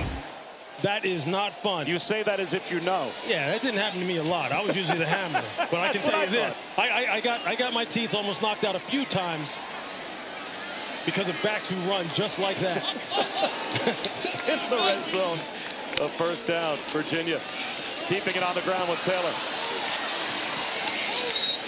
Close to the 10-yard line, Jaden Jones got him on the ground after a game of about 2.5. They haven't thrown the ball ever since that play with Chandler Morris. And they haven't had to. I'm telling you, this is the kind of drive, though, as a defense and as a coaching staff, when you're on the defensive side of the ball, it just takes the life out of you. When you know they're just trying to run it against you, and you're calling defenses in fronts to try and slow it down, and you can't do it. It's the kind of...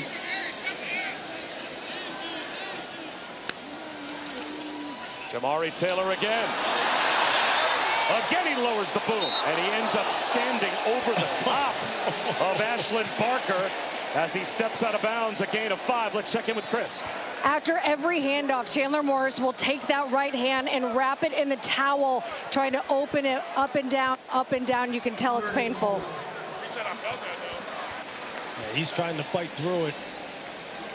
He is a gamer now. Those run games helping him. 7 consecutive handoffs since he injured the hand. And it's third down. Big third down inside the 10-yard line at the 7. He'll keep it. He'll score. Second rushing touchdown for Chandler Morris.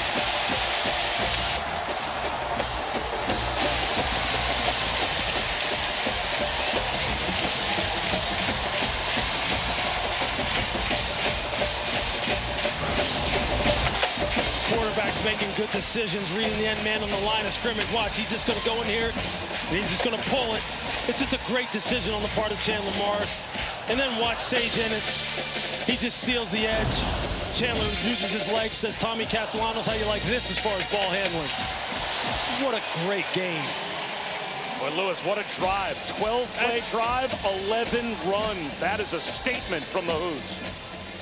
Jamari Taylor, Ashlyn Barker, that was a titanic hit on the sideline. Oh, my goodness. I mean, they just complement each other so well, and they're such great competitors. And what can you say about Chandler Morris? He says, hey, maybe I'm not sure if I can throw it on this drive, but I can for sure run it. I mean, just what a soul-crushing type of drive. I cannot underestimate, I can't overstate how important that was, the way in which they conducted themselves there. Florida State got to respond again. First the offense, and then when the defense goes back out there. Because now they're sitting there going, oh, boy. The 12-play touchdown drive, the only pass was the pass Morris hurt his hand on. Virginia has the lead. Florida State has the ball.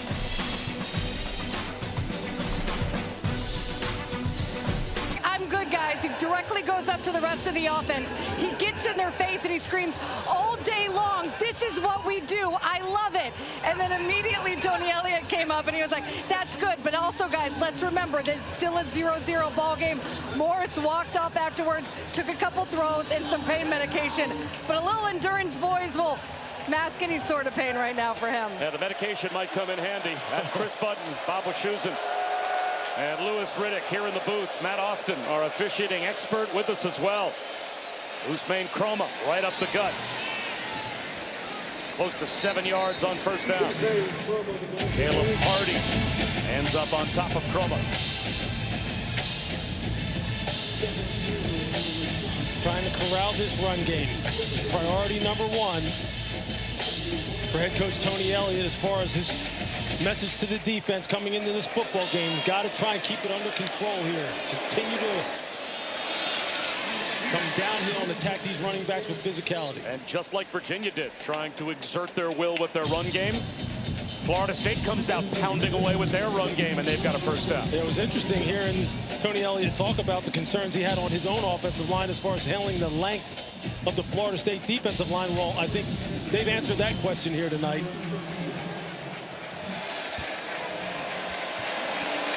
Gavin Sawchuk back in now. Jet sweep. A broken tackle. Makai Danzig, he can fly. Stays in bounds, gets a few more yards. Makai Danzig is a 400-meter record holder. Yeah, he's a state champion in the 200 and 400 when he was in high school. Got world-class speed. Sub 10.5 in the 100 meters. But he's a football player. They say he is not a track guy playing football. This is a football guy who happens to be super fast, and they love his potential. When you set the ACC 400-meter record, you certainly seem like a track guy. Quick hitter on the outside. And there is Danzig again. Well, he double caught that ball, almost got away from him again. But these wide receivers for Florida State, especially Deuce Robinson, have been giving Virginia a lot of problems on the outside, especially the size of Deuce Robinson. And they've been rotating defensive backs on him, trying to get a better matchup. Deuce Robinson, the USC transfer, all the way at the bottom of your screen to the near side right. Quarterback draw, Castellanos to the 20-yard line. Castellanos bounces it to the 10. He's out of bounds, close to the 5. First and goal, Florida State. 22 yards for Castellanos. You see, just a design quarterback draw. Now Tommy's just running the space, trying to find green grass and use his athletic ability. Wide receivers turning the blockers down the field. Tommy doing what he does best. Again, the maturity, the leadership, responding to adversity, all the things that Mike Norvell wants his football team, believed his football team had, they're showing it again. 221 rushing yards now for FSU. Kromah has to fight maybe for a yard. Gets to the 4. It'll be second down and goal. 45 seconds left in the quarter. They have used the Wildcat twice when they've gotten down here inside the 5 in scoring territory. They have so much in their bag, and it looks like they're going to it once again. Tight end Randy Pittman. He scored on a Wildcat run. He'll run it again. Jump pass instead. Guess who? Deuce Robinson. Touchdown. Florida State goes to the bag of tricks, and Randy Pittman, the tight end, becomes the quarterback. I mean, we've got a one-point game again. You just knew the pass was coming off of this. Watch how the offensive line holds their blocks. He's just going to go in here, and you're going to see Deuce Robinson just sneak right in there. It's the great play call to go off of the run from earlier. That's how you set up plays as a play caller. That's why they believe in Gus Malzahn and call him the Wizard. 18 seconds to go in the third quarter, and now we're tied at 28. I mean, it's just perfectly executed. It's just setting plays up. giving them the same look. Hey, they're going to run it with Randy Pittman. No, he's just going to jump up in the air. He's a tight end now. And we're going to throw it to our 6'6" wide receiver. I mean, that's just exactly what you want. Another response for Mike Norvell's team. But he knows they're in for a fight here. This is going to come down to a last possession or a turnover, some kind of mistake. And that's, I mean, this is theater. This is exactly the kind of football you want to see. And Mike, you can just see in his eyes, man. You can just see him looking up in the air like he knows that he's in for a fight here tonight. Now, what does Chandler Morris have? How does he answer? They go back to the run game. Can he throw the football? I mean, I don't know if you can keep running the ball 8, 9, 10 times in a row. We're going to find out. Another touchback. Florida State is not allowed a kickoff return so far this season. What hangs in the balance in the next 15 minutes and 18 seconds, and who knows how much longer? Well, according to our ESPN analytics, both of these teams get close to being a coin flip to make the ACC championship game. Based on tonight's result, the winner is going to be right in the thick of the ACC race. A lot at stake. A lot at stake within the conference, nationally for Florida State. Virginia can announce their arrival in 2025 with a statement win here. It shows from our analytics standpoint, at least, how good the computers think that Virginia is. Overthrowing everyone, Chandler Morris. He took a shot for Trell Harris, but he overthrew Quindarius Jones as well. Just keep probing the deep third of this secondary, trying to get Trell Harris loose. You got to give the Florida State corners credit. They have been on this all night long. Whether it be Jones, Jabril Rawls, Jerry Wilson, they have all not been on the double moves at all and haven't allowed the big passing game on the outside to get going.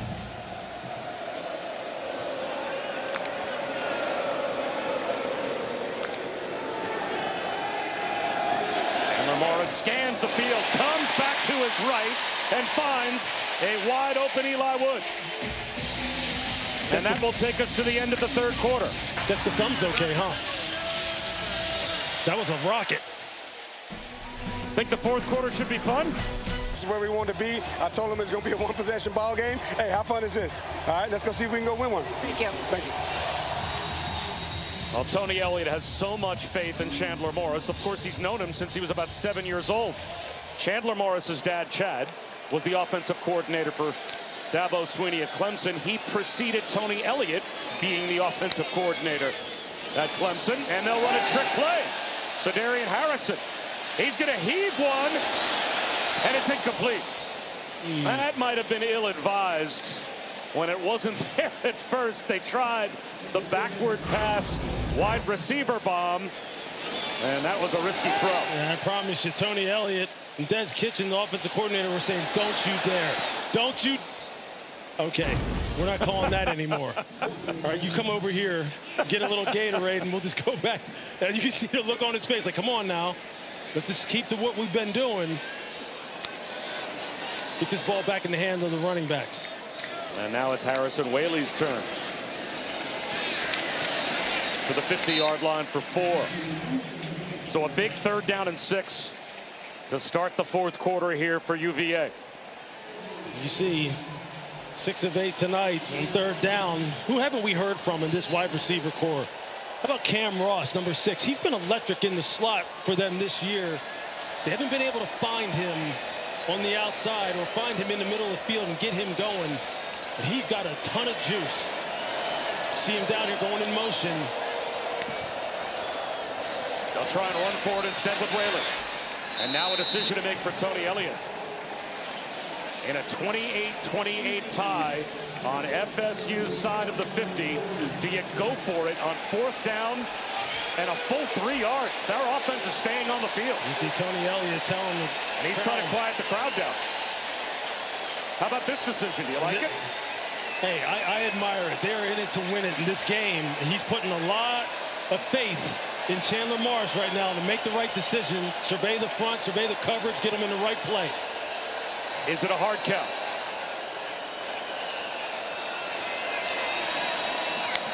They'll snap it. Here comes a blitz. Morris finds the crosser. Guess who? Louis Riddick. You wondered where Cam Ross was. He just showed up on 4th down. I mean, that's just a great call. Again, they're getting a little bunch set at the top of the screen, and they just sneak Cam Ross underneath all the traffic, creates a natural pick, and then here he comes. You're going to see him come at the top of your screen. Just look him underneath. He loses his man-to-man coverage. That's just a great call by Des Kitching. Great call. Ross in motion again. They hand it instead to Taylor. Shaheem Brown came up and punished Jamari Taylor after a short game. Again, lean on this offensive line. Lean on the big guys up front. 3/5 of what you thought were going to be your starting offensive line are gone, and they're still running the football at an amazing clip against a huge Florida State defensive front. Now the left side of the offensive line, Mikhail Boley, Noah Josie. Those guys starters from the beginning of the season. But from center over to the right-hand side, it's been a juggling act because of injuries. Taylor, nowhere to go. That time behind the line of scrimmage, he was dragged down by Edwin Joseph. So now it's 3rd down and long. 3rd and at least 9, close to 10. You want to at least come out of this with 3 if you're Virginia. So no negative plays. Be careful with the football. You want to at least be able to attempt a field goal. And if you're Florida State, you want to get out of here. See if you can create some kind of negative play. Just don't get the ball thrown over your head. There's some confusion in the back end. Taylor went in motion. Empty backfield. The catch made by Edrin. Fighting for extra yards. Grinds his way down to about the 25-yard line. Just short. Jabril Rawls was there first. Jamal Edrin is 6'3", 221 pounds, and you saw all of it right there. It's 4th down and about 1.5 yards. Well, they went for it on 4th and 3. You have to know they're going for it on 4th down and less than that. Well, they've got the hammer in the game, Jamari Taylor. If you're going to run it, I'd run it behind Noah Josie and Mikhail Boley on the left side of that offensive line. Taylor has it. Another 4th down conversion for the Hoos.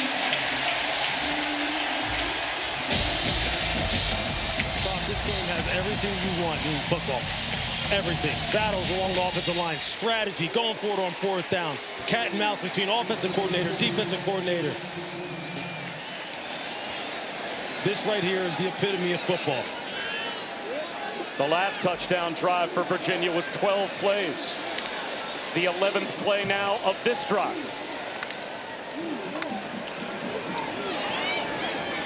Back for Whaley. Into the red zone.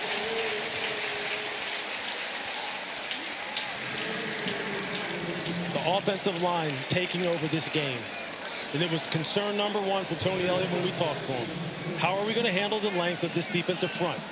Just look how big. Just look on your screen. You see the size of Florida State's defensive line. And his big guys up front are responding. They are getting bodies on bodies, getting people turned and creating seams.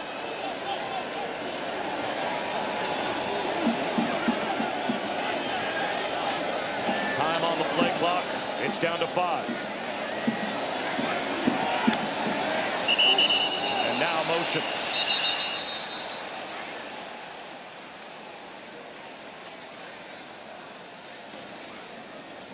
We've only had 5 penalties tonight. Offense, number 68, 5-yard penalty, 2nd down. That becomes the 6th. So each team with 3 penalties against. And that brings the line of scrimmage back outside the red zone.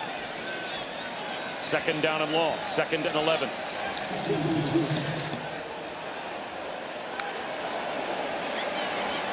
Chandler Morris underneath. Dakota Twitty inside the 15. He got most of what they needed. 3rd and very manageable. 3rd down and about 3. Just being patient, throwing the ball underneath. Florida State secondary playing for the deep balls down the field, making sure they keep everything in front and just rally up and tackle. It's time-consuming, efficient football.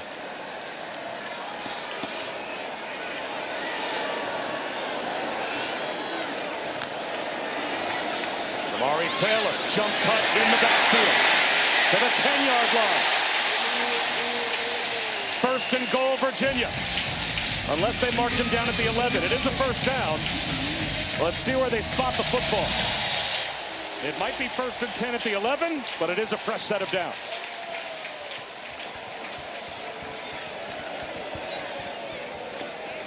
So they can get another first down inside the 1.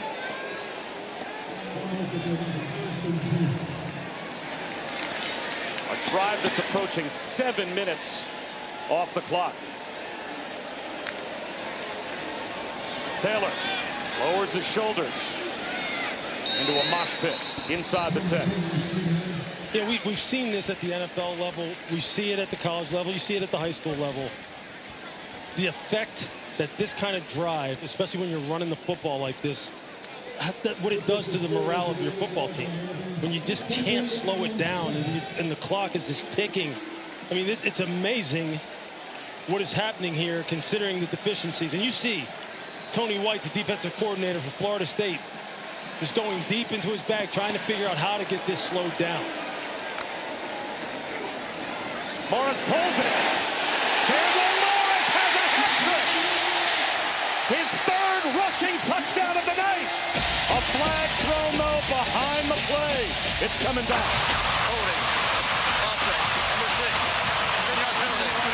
Second down. Pam Ross called for a hold, and the wry smile from the head coach. Yeah, you can see it out on the perimeter. He was about to lose the defensive back.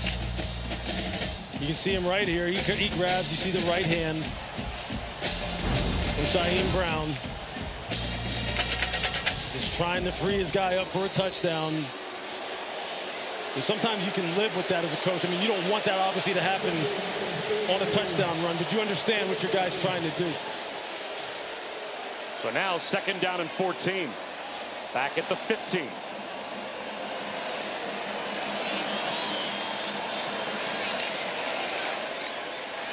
Morris, wheel route, drops it in! Xavier Brown, touchdown!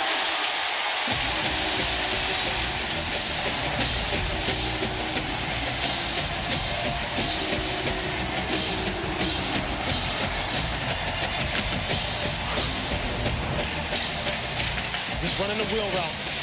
Look, he's chasing from the get-go because he's having to peel and pick up the back. And you see right there, when you see a defender put his arm out like that, the reason why he's putting it out is because he knows he's out-leveraged and he's going to lose the foot race battle, and he's trying to slow him down. Great play call once again by Des Kitchens. Lewis. Just a methodical drive. 16 plays, 75 yards. I mean, it just takes the life out of you, and it was just so efficient. A lot of maturity. 14 minutes and 11 seconds time of possession on those two drives combined. I keep saying it. It just takes so much out of you defensively and infuses your team with confidence that you can snatch the wheel from your opponent if you want to, and they know it's coming. That's how you want to play football at the highest level.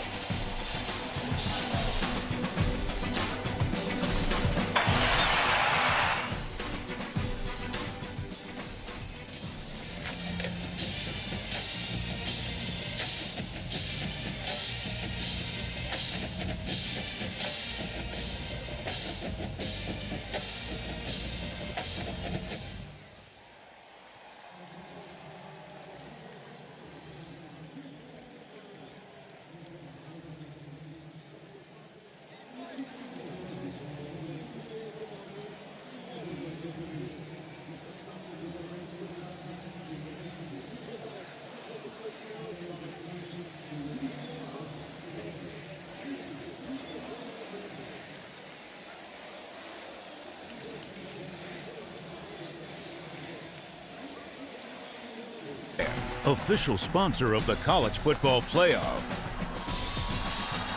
The most iconic win, arguably, in Virginia history when they stormed the field 30 years ago over number 2 Florida State. Adrian Burnham punched the ball out as Warrick Dunn tried to break the plane on the last play of the game. One of only 6 all-time top 10 wins for Virginia's program. 2 of those, though, against Florida State, including that iconic 1995 win. I saw Tiki Barber, who of course was the star running back of that Virginia team, say he was on the sideline. And they direct snapped the ball to Warrick Dunn. And when that happened, Tiki said, oh, we're dead. It's over. He's going to score. And then all of a sudden, the defense stopped him at the goal line. And they stormed the field. Echoes of that tonight. That's how much fun this game's been. Castellanos to his main target, Deuce Robinson again. Robinson, back shoulder, 30 yards. They have no answer for Deuce Robinson. They put the 6'4" Jordan Robinson on him to try and get a better size and length matchup. Tommy Castellanos just puts it right on the money. That back shoulder, I mean, it's pinpoint. 7 catches, 134 yards for Deuce Robinson. Castellanos off play action. Looking for the same guy, same route. And that time underthrown. Robinson, instead of looking back shoulder, was just headed down the sideline. Yeah, if you're Virginia, you got to think about maybe going a little double team and little cloud corner, trying to get a jam at the line of scrimmage, rolling a safety over top and take him out of this. Because right now, I mean, 7 for 134, you've got to slow him down. But at the same time, you got to commit enough defenders to the box to slow down this run game. Croma spins out of a tackle in the backfield. And what a terrific run to just pick up a couple of yards. Daniel Rickard got through first, but he couldn't bring down Ousmane Croma. They slowed him down just long enough for Cam Robinson to come in pursuit. 3rd down and 8. You see that clock, 6 minutes and 26 seconds. With the way Virginia has been holding on to the football, if you're Florida State, you're thinking, we got to find a way to pick up this first. Is this 2-down territory if you get a nice positive play here?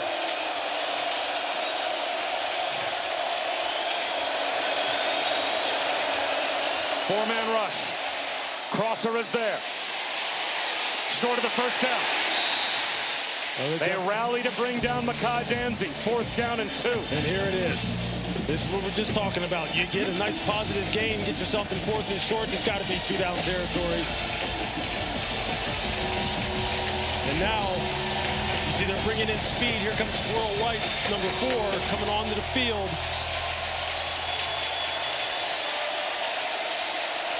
Everybody play your assignment if you're Virginia. If you're Gus Malzahn, you're saying, Tommy Castellanos, go to work, make the right decision. He sneaks under center. Squirrel White in motion. They fake the end around. Castellanos gets it himself and more. Slides down to the 30-yard line for the second 4th down conversion of the night for Florida State. It's the great read on the part of Tommy. He makes the right decision here. You see, he's going to fake the end around. Then he's got like a 3-level flood concept on the outside. Doesn't see anything he likes immediately and says, look, I got space. I'm picking this up. 11 carries, 69 yards rushing for Castellanos. And a touchdown. Now he'll throw. Check that quarterback draw. And he sits down. Actually took a loss of a yard.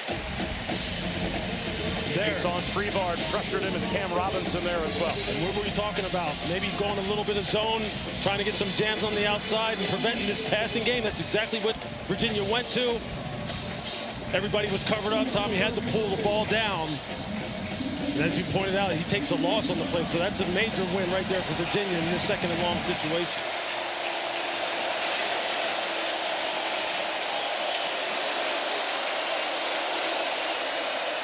Blitz.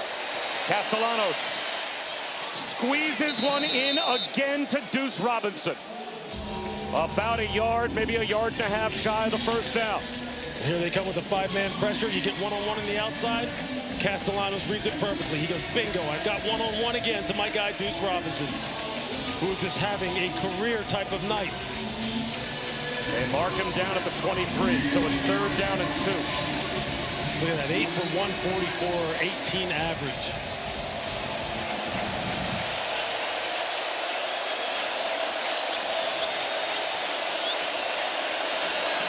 Chroma. Bouncing off contact at the line of scrimmage. He's short. 4th down and 1. Florida State's 2 for 2 on 4th down, and they'll have to try it again. 3:15 to go. See him bringing in the big boys, some extra tight ends. You see Amari Williams, 40, coming in. 18, Landon Thomas.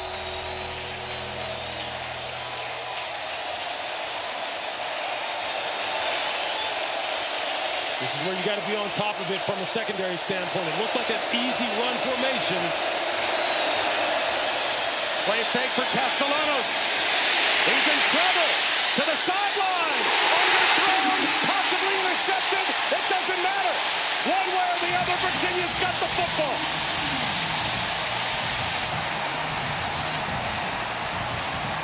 Cam Robinson didn't buy the fake. He pressured Castellanos. I mean, this is perfect. I said, as a secondary, you have to be on it, meaning keep your eyes on your work. They brought in the big people, making you think they're going to run it, but they... Florida State has their timeouts. The 2-minute timeout is there to help them as well, but they need a 3 and out. Jamari Taylor spins for only about 1.5 yards. And there is timeout number 1 called by Mike Norvell. First charge timeout, Florida State. It will be 30 seconds. Well, Lewis, let's take a look at our dynamic play of the game, brought to you by T. Rowe Price. And you just see it here. How about this wheel route? Just a beautiful throw from Chandler Morris to Xavier Brown. Got the one-on-one coverage against Elijah Herring. And Chandler Morris, bad thumb and all, just drops it in there perfectly. I mean, what a heck of a game. 3 ties, 2 lead changes. How much the turnovers have made a difference, because both teams have capitalized on them. Chandler Morris, 223 pass yards. He responded well to the interceptions. And then the Virginia defense just showing up in that heavy run formation. The secondary not falling for it. Now, can they close it out? Can Florida State get the ball back? There might be some traffic on the field if Virginia holds on. A keeper for Morris. Another timeout called by FSU. He's 3 yards short. Earl Little made the stop on Chandler Morris. Florida State. It will be 30 seconds. 2.5 minutes to go. And this, only the first half of our doubleheader tonight. ESPN College Football Primetime heads out west. Houston, Oregon State. Coming up next, Connor Wegman will try and continue a hot start for the Cougs. They are 3-0 for the first time since 2016, and their defense has showed out. Connor Wegman, fantastic prospect, former Texas A&M Aggie. As you mentioned, the defense. We always love good defense. Always love good defense in this booth. They are off to a great start. They got their work cut out for them to top this game. Now 3rd down and 3. Are you putting the ball in the air here, potentially off play action if you're Virginia, knowing that a first down basically wins you the game? Look, I'm going to trust my quarterback. I'm going to trust him to make good decisions in the run game. He's done that in the zone read game. If you have some kind of RPO, I'm putting full trust in him. They trust Jamari Taylor. FSU trusts their defensive front, and that pays off. Darrell Jackson Jr. right at the line of scrimmage met Jamari Taylor. And now downfield, Edrin and Rawls have to be separated. Boy, the last thing one of these two teams needs right here is a personal foul. The last timeout spent by Florida State. Well, Jamal Edrin had Jabril Rawls on his back. You're going to see it right here. He basically looks him up and dumps him, and then puts his forearm in his face, kind of holds him down to the ground, said, come on, let him up. Look, that's just, as a defensive back, that's not what you want. You don't want a wide receiver doing that to you, but Jamal Edrin is 6'3", 220. He's no joke. That's what this game has been. It's been physical like this all night long. And the FSU defense did their job. They sure had to get a 3 and out. Sure did. And the punt group will be coming out for Virginia. So it will be on UVA's defense one more time to try and get a stop. Head boy, 2:26, even without timeouts. Yeah, it's a lot of time. Clock stopping with first downs inside of the last couple of minutes. That's an eternity in college football. If you're Florida State right now, what are you telling your punt return unit? Hey, stay off the punter. Let's set up the return. We got Squirrel White back there. Let's see if we can pop one. Squirrel White had a very good return in the first half. This, a low line drive. He'll let it bounce. And it's down inside the 35 by Virginia. So pretty good field position for Tommy Castellanos. Florida State needs a touchdown, and they have plenty of time to get it done. 2:18. They have the 2-minute timeout. And Tommy Castellanos has been here before, 4 times. He has won when trailing or tied in the fourth quarter. He's just so dangerous. With his dual threat capabilities, he's thrown the football very well here tonight. Deuce Robinson has just gone off in this football game. So if you're Virginia, you're thinking, look, we got to keep Tommy contained. We got to make sure we take care of wide receiver 0. Roll some coverage to him while at the same time taking care of this run game. They just took Deuce Robinson off the field. He was on the field, and one of the assistants pulled him off. So their #1 receiver's not out there. Castellanos escapes the pocket right up the middle of the field.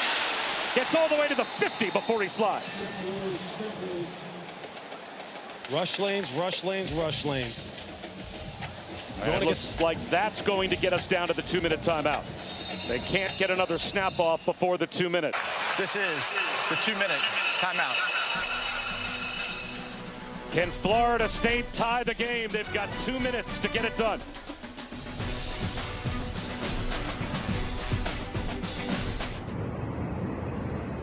Florida State trying to stay unbeaten. Virginia trying to do something for only the 4th time in their history. Win against a top 10 opponent when they're unranked. They have to hold on for 2 more minutes to do it. FSU has to have a touchdown, and they are out of timeouts. Change of the play for Tommy Castellanos. Plenty of time on the play clock. Clean pocket. To the sideline, drops it in. All the way down inside the 20-yard line goes LaWayne McCoy. Out of bounds at the UVA 17. He picks up 34. Corner Donovan Platt. Got to split the 2 wide receivers running down the right boundary. Sawchuk inside the 15, down to about the 13-yard line. He's got 4 yards on first down. You don't get any pass rush and you have breakdowns in the secondary, you're going to give up explosives. Tommy Castellanos is too good, seeing the field too well. The pitch to Sawchuk. To the 10-yard line. Hammers out of bounds close to a first down. And that'll stop the clock as well with 1:27 to go. Down here is where the running ability of the quarterback makes it 11-on-11 football. This was always my favorite area of the field because it's about assignment football. It's a thinking man's game down here. There's no margin for error. As a defender, and offensively, when you got a quarterback like Castellanos, he just puts so much pressure on you. Goal to go for Florida State. Castellanos on a keeper. Tries to throw the ball. I think he was down. Daniel Rickert at the 11-yard line, dragged into the turf. You're going to see Rickert. Wood makes a fantastic play. Just watch the knees down. The clock running as well. Virginia does have their timeouts. 5-man rush. Castellanos out of the pocket. He's in trouble. Jump ball in the end zone. Throws it through the back, and it hits the goalpost. You know how we talked about defending the goal line. Virginia does a nice job of defending the goal line. Matching the patterns down the field in the pass rush. Just relentless getting after Castellanos, trying to keep him in the pocket. Can they hold on? 2 more downs. But can Tommy Castellanos find a way to win this football game? Bunched tight right in the slot is Deuce Robinson. Keep your eyes on number 0.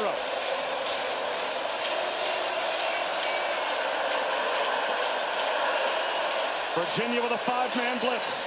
Castellanos off his back foot again for Robinson. No. Overthrew it. And that time Prevar had him blanketed. It comes down to this. 4th down and goal from the 11. Real good job of zone coverage. Picking up the patterns, matching them down the field, rushing with lane integrity. They brought 5, trying to get some pressure on the quarterback. They're trying to balance pass rush with coverage. You can't give Castellanos all day long. Deuce Robinson now solo right.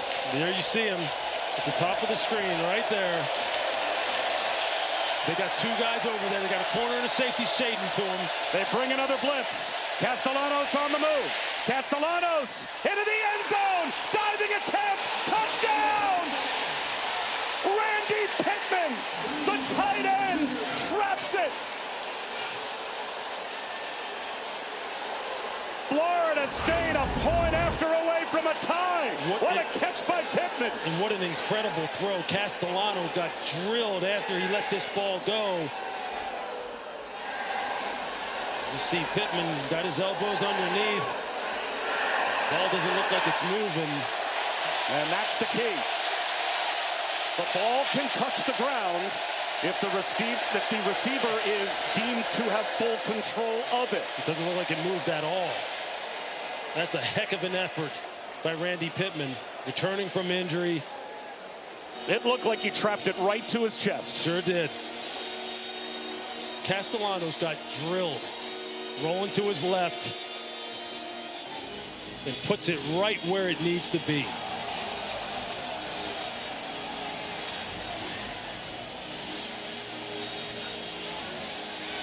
And we have a chance to again listen in to the ACC Operations Center as they will review the touchdown. That's your cart view right there. Firm grips of control. Yeah, guys, All stays where it is. nothing shows me any different.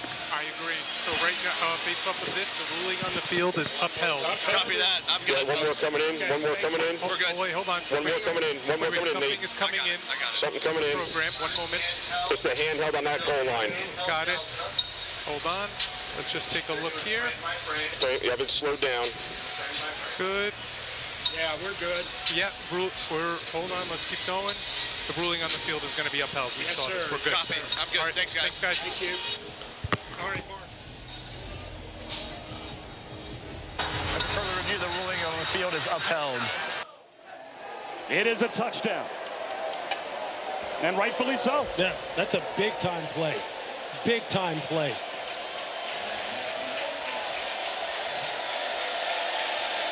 So Weinberg for the point after. Now there's 36 seconds on the clock. Virginia still has all 3 of their timeouts.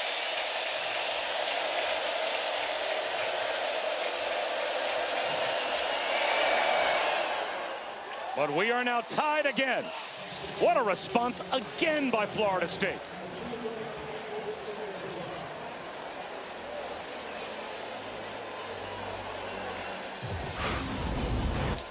You're just going to see Randy Pittman. He's coming out into your screen. He's the number 2 receiver in this 3-by-1. Go ahead and let it run.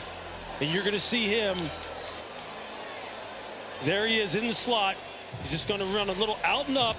And Castellanos now just has to improvise, and so does Pittman. And he just banks on the fact that Pittman's going to break off his route, work back to the football. Castellanos off balance, getting drilled. He has to lay out with the defender on his back, secure the football through the ground, not have it moved in a high-pressure situation. That's just incredible execution. Incredible execution.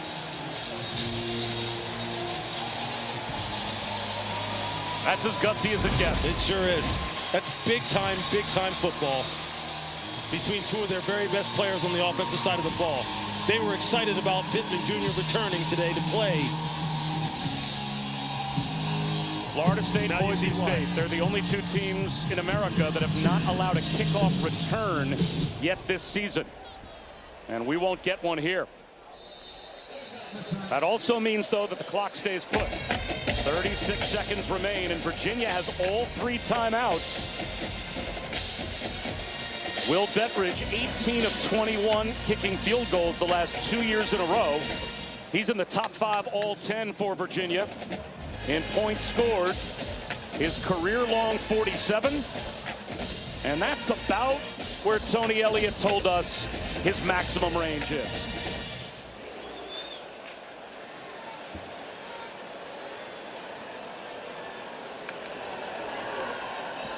They run it with Jamari Taylor.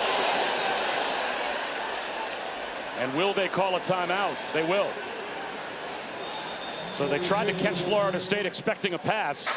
Darrell Jackson didn't buy it. Timeout. Virginia, it'll be 30 seconds. So a run play up the middle for no gain cost them 9 seconds.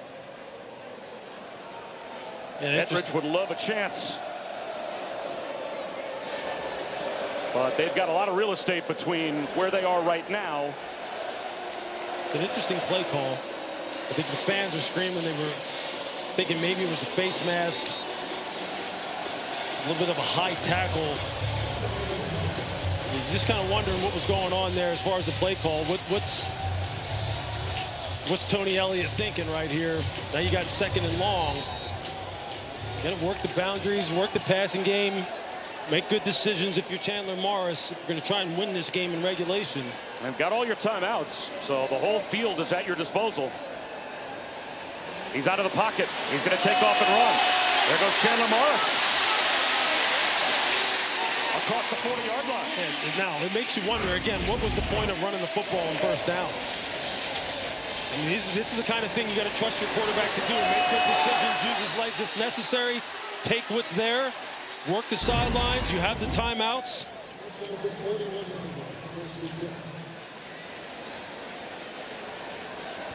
They do feel like they have to get Bettridge inside of the 35-yard line to be in his range. Looping throw down the sideline for an interception. Jabril Rawls picks off Chandler Morris. 12 seconds to go in regulation. Florida State has no timeouts yet left, and they are all the way down at about their own 30-yard line, so it looks like overtime. This is what he's trying to run, this little flag route, but watch the corner, watch number 11. He plays this perfectly. This is how you play it in too high. If he goes inside, you go ahead and just pass it off, and then you drive at 45 degrees for depth to help out your safety if he can't get over top. That is textbook corner play in cover 2. Force the receiver inside and then sink for depth, protect against the 7 route, and then you make the pick. You can't do it any better than that. Chandler Morris has got to know. You got to know. But man, that is good defensive back play. That makes me happy when I watch defensive backs play with that kind of fundamental sound technique. That's the way you coach it up. And we will have overtime. Without any timeouts left, Mike Norvell just has Tommy Castro earlier in the red zone, in this case high red zone if you want to call that, at the +25. It's a thinking man's game. Smart football is going to win down here. This is high drama, man. You got to love this. And Tommy Castellanos in the backfield with a true freshman tailback in Ousmane Kromah to start overtime.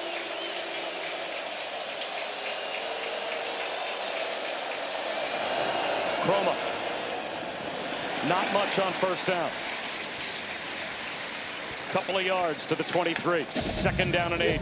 The tackle made by Fisher K-Mac. Mr. K-Mac has had a solid game against the run, getting some pressure, making good decisions on the edge as far as run support. Here you go, 2nd down. This is Tommy Castellanos' area of the football field. Again, 11-on-11 football. His running ability is such a problem, and we've seen how he can throw it tonight. They give to Kromah. Inside the 20-yard line. 3rd down and 3. Cut down by Prebar.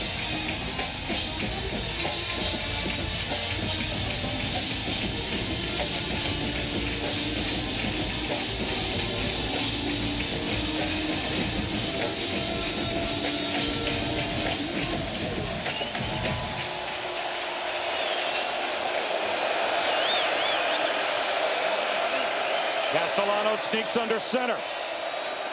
Fakes the jet sweep. The throwback, underthrown and incomplete.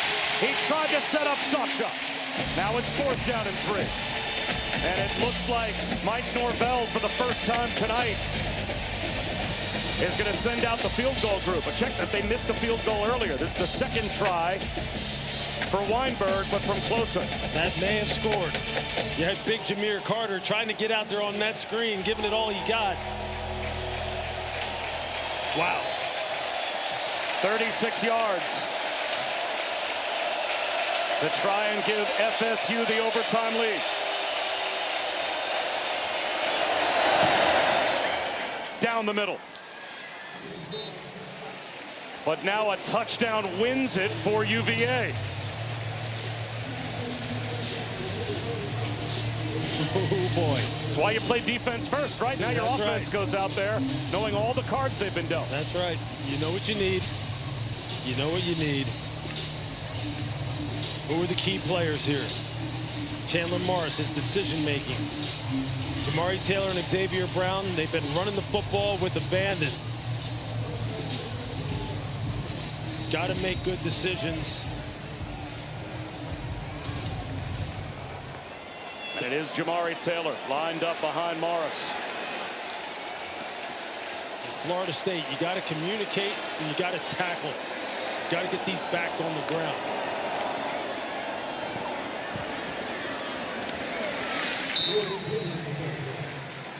Modest gain of close to 3 on 1st down for Jamari Taylor. Deontay McCray made the tackle.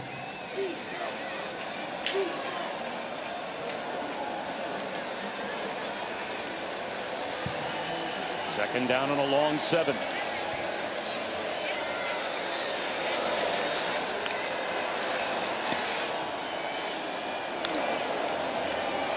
Taylor again.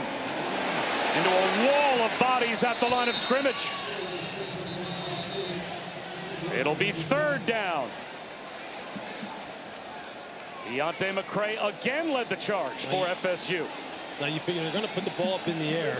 Here comes Cam Ross onto the football field. The dynamic slot player. It's 3rd and a little bit longer, 3rd and 7. What kind of coverage are you anticipating? You're going to get some man coverage, getting a bunch set, try and get a natural pick route. That's what it looks like they're lined up at the top of the screen. Maybe anticipating some man coverage. Here's a blitz. Spinning out, Chandler Morris. On the move across his body. Getting mugged inside the 10-yard line, knocked down Dakota 20. The entire Virginia sideline exploding, hoping for a flag. Nothing comes out, and here comes the field goal group. You're going to see Twitty going across your screen. Let's take a look at it here on the replay. As he contacted early, you see Shaheem Brown. Looks like he may have gotten there early. Wasn't looking for the football. So Bettridge to try and tie it. And now a timeout called by Florida State before the field goal. Florida State. It'll be 30 seconds. As they will try and ice Will Bettridge.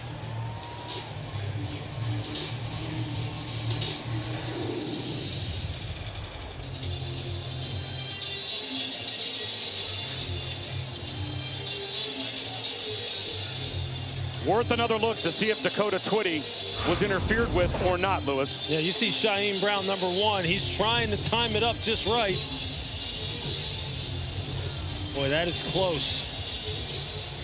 I mean, Twitty doesn't really go for the football because he sees the bodies that are coming. That is a close call. 39 yards for Bettridge.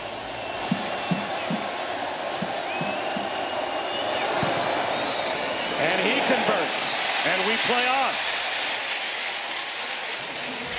We will step aside for 60 seconds and come back with overtime number 2. Timeout on the field.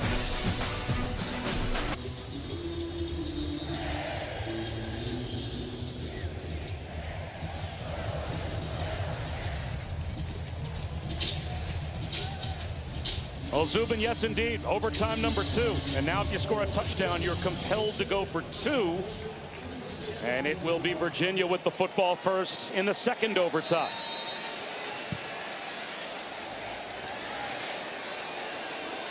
Xavier Brown now the tailback. Rolling out Morris. Underneath. The catch made by Cam Ross. He picks up 6 down to the 19-yard line. Jerry Wilson wrapped him up. And now they're going to play with some tempo here in overtime. Trying to keep the FSU defense on the field. Quick snap, high snap, the pitch to Brown. To the 15. Spin cycle down to the 10-yard line. It's 1st and goal. Virginia at the 9. The running backs have driven the bus all game long for Virginia. Xavier Brown, Jamari Taylor, a little Harrison Way-Lee. Brown again. Pile drives right up the middle. Met by Deontay McCray. Helped out by Shaheem Brown as well. Picked up a yard.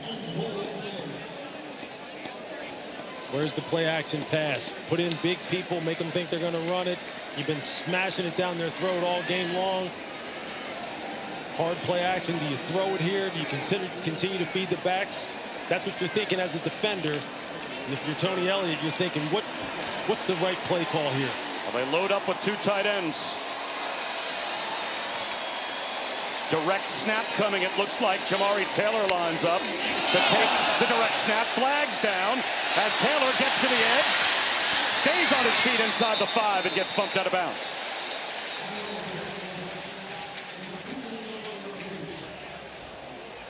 You get offsides, Florida State. That's what Tony Elliott thinks. Defense. Tony is half the distance to the goal. It's still 2nd down. So they basically get the same number of yards that Taylor just gained, but they also get the down back. Yeah, it's Jabril Rawls. He's trying to get a jump on it. He's figuring, I'm that man on the line of scrimmage. I'm forced in run support. Let me get a head start before this train starts coming down the tracks. So now it's 2nd down and goal, but at the 4.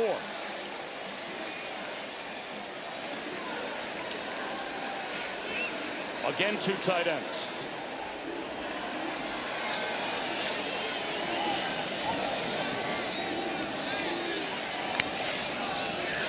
Play action for Morris. Rolling out. Tucks it under. Hunting the pylon. He got there. Touchdown.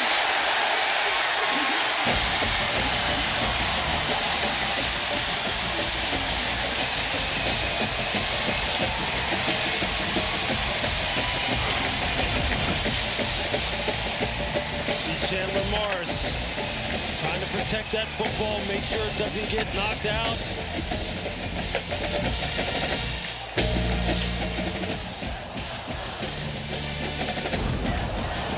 Looks like a touchdown. Now Virginia sent their point after group out.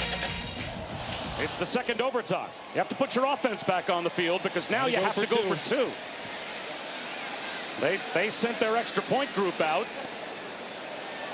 And Mike Norvell is wondering why they reset the play clock, because Virginia sent the wrong personnel group on the field. Chris? Yeah, as soon as they scored, Tony Elliott held up one hand and they had one finger to all run out there, and he's looking at his stat being like, I thought it was the 3rd overtime, not the 2nd. So you have to go for 2 in overtime number 2. And Mike Norvell was upset, I think rightfully so, because they reset the play clock and allowed the offense to come back out. So here's the 2-point try.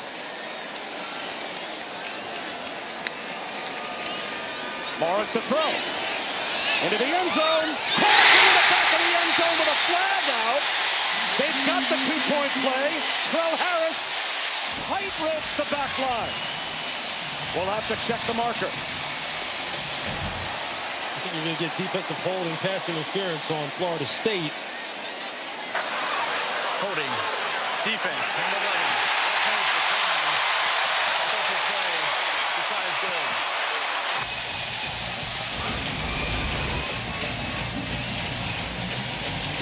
See Trell Harris working them back to the end zone. Secures the catch. Left foot down. Successful play. Been saying it all game long. Trell Harris is going to play a significant role in this game. There you see the catch is made. That left foot comes down inbounds.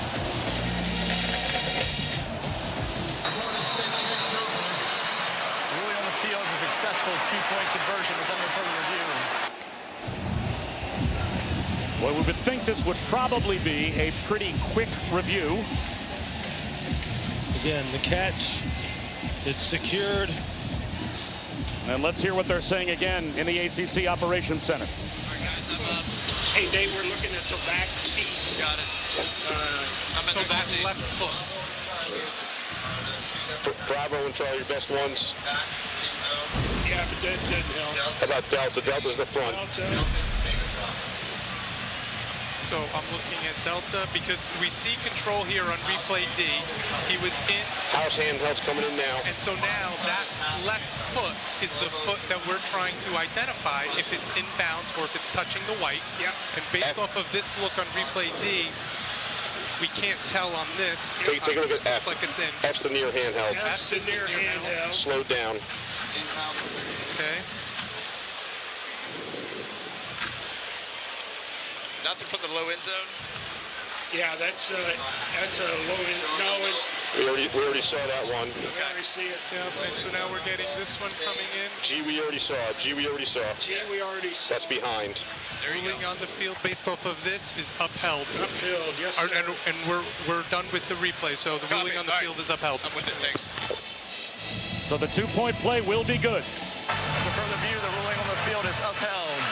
Try is good. So Virginia gets through the confusion of having to run their offense back on the field to try a two-point play, and it's successful. And now they've got the full 8-point lead. So now Florida State knows exactly what they need. How fortunate is Tony Elliott to have the time to still get his offensive personnel on the field and not get a delay of game penalty. So Castellanos back to work. Play action, screen out to the right, Robinson. Only about 3 yards. And remember, Florida State, when they lost the toss and knew they had to start on offense, they chose to go down towards the alums at the other end of the stadium to begin overtime. Now, they are trying to run their offense right into the student section. With the band right off there behind their bench.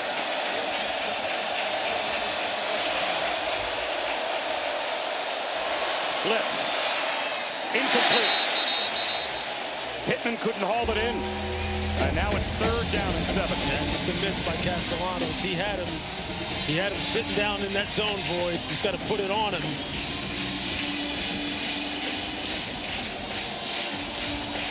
And obviously everything here is 2 down, so now you just got to figure out how to convert and get a fresh set of down to get this ball in the end zone. Who have been your guys? Obviously, we've been talking about it all game long. Deuce Robinson. Now he's at the top of your screen. Is he going to get help? Is he going to be one-on-one?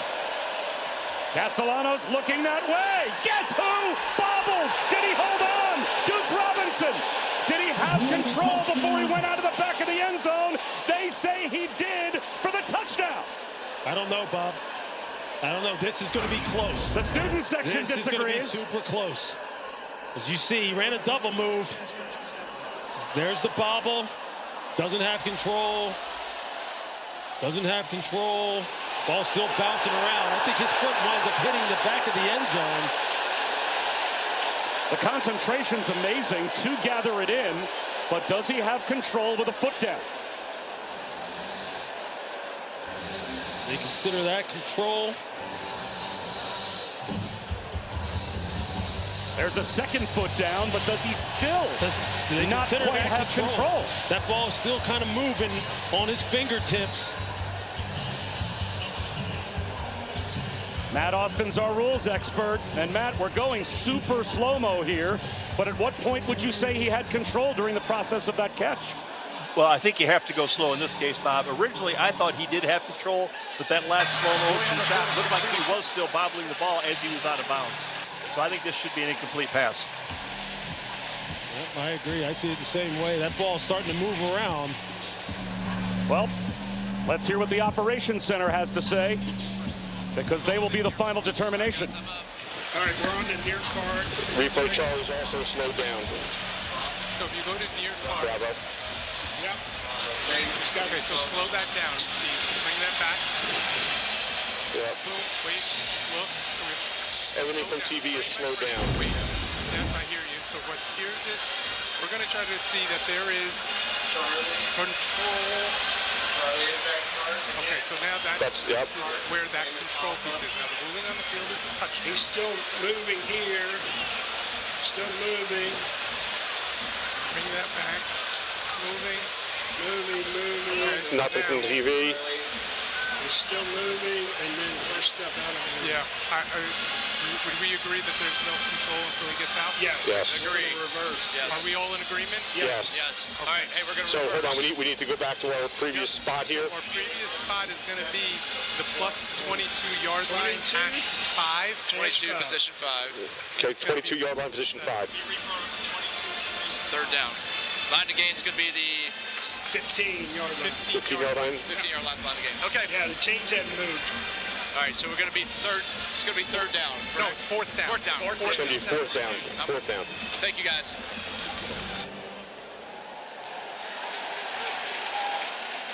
After further review, pass was incomplete.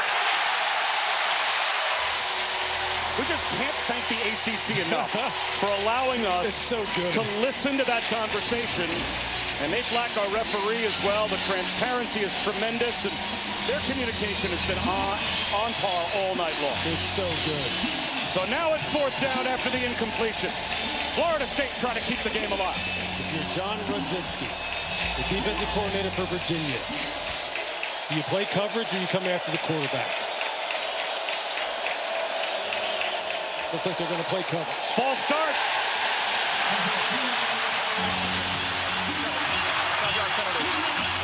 A student section induced false start.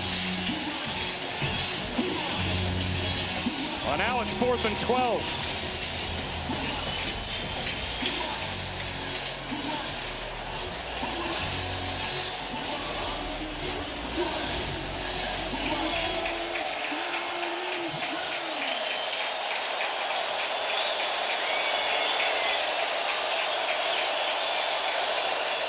Timeout called by Mike Norvell.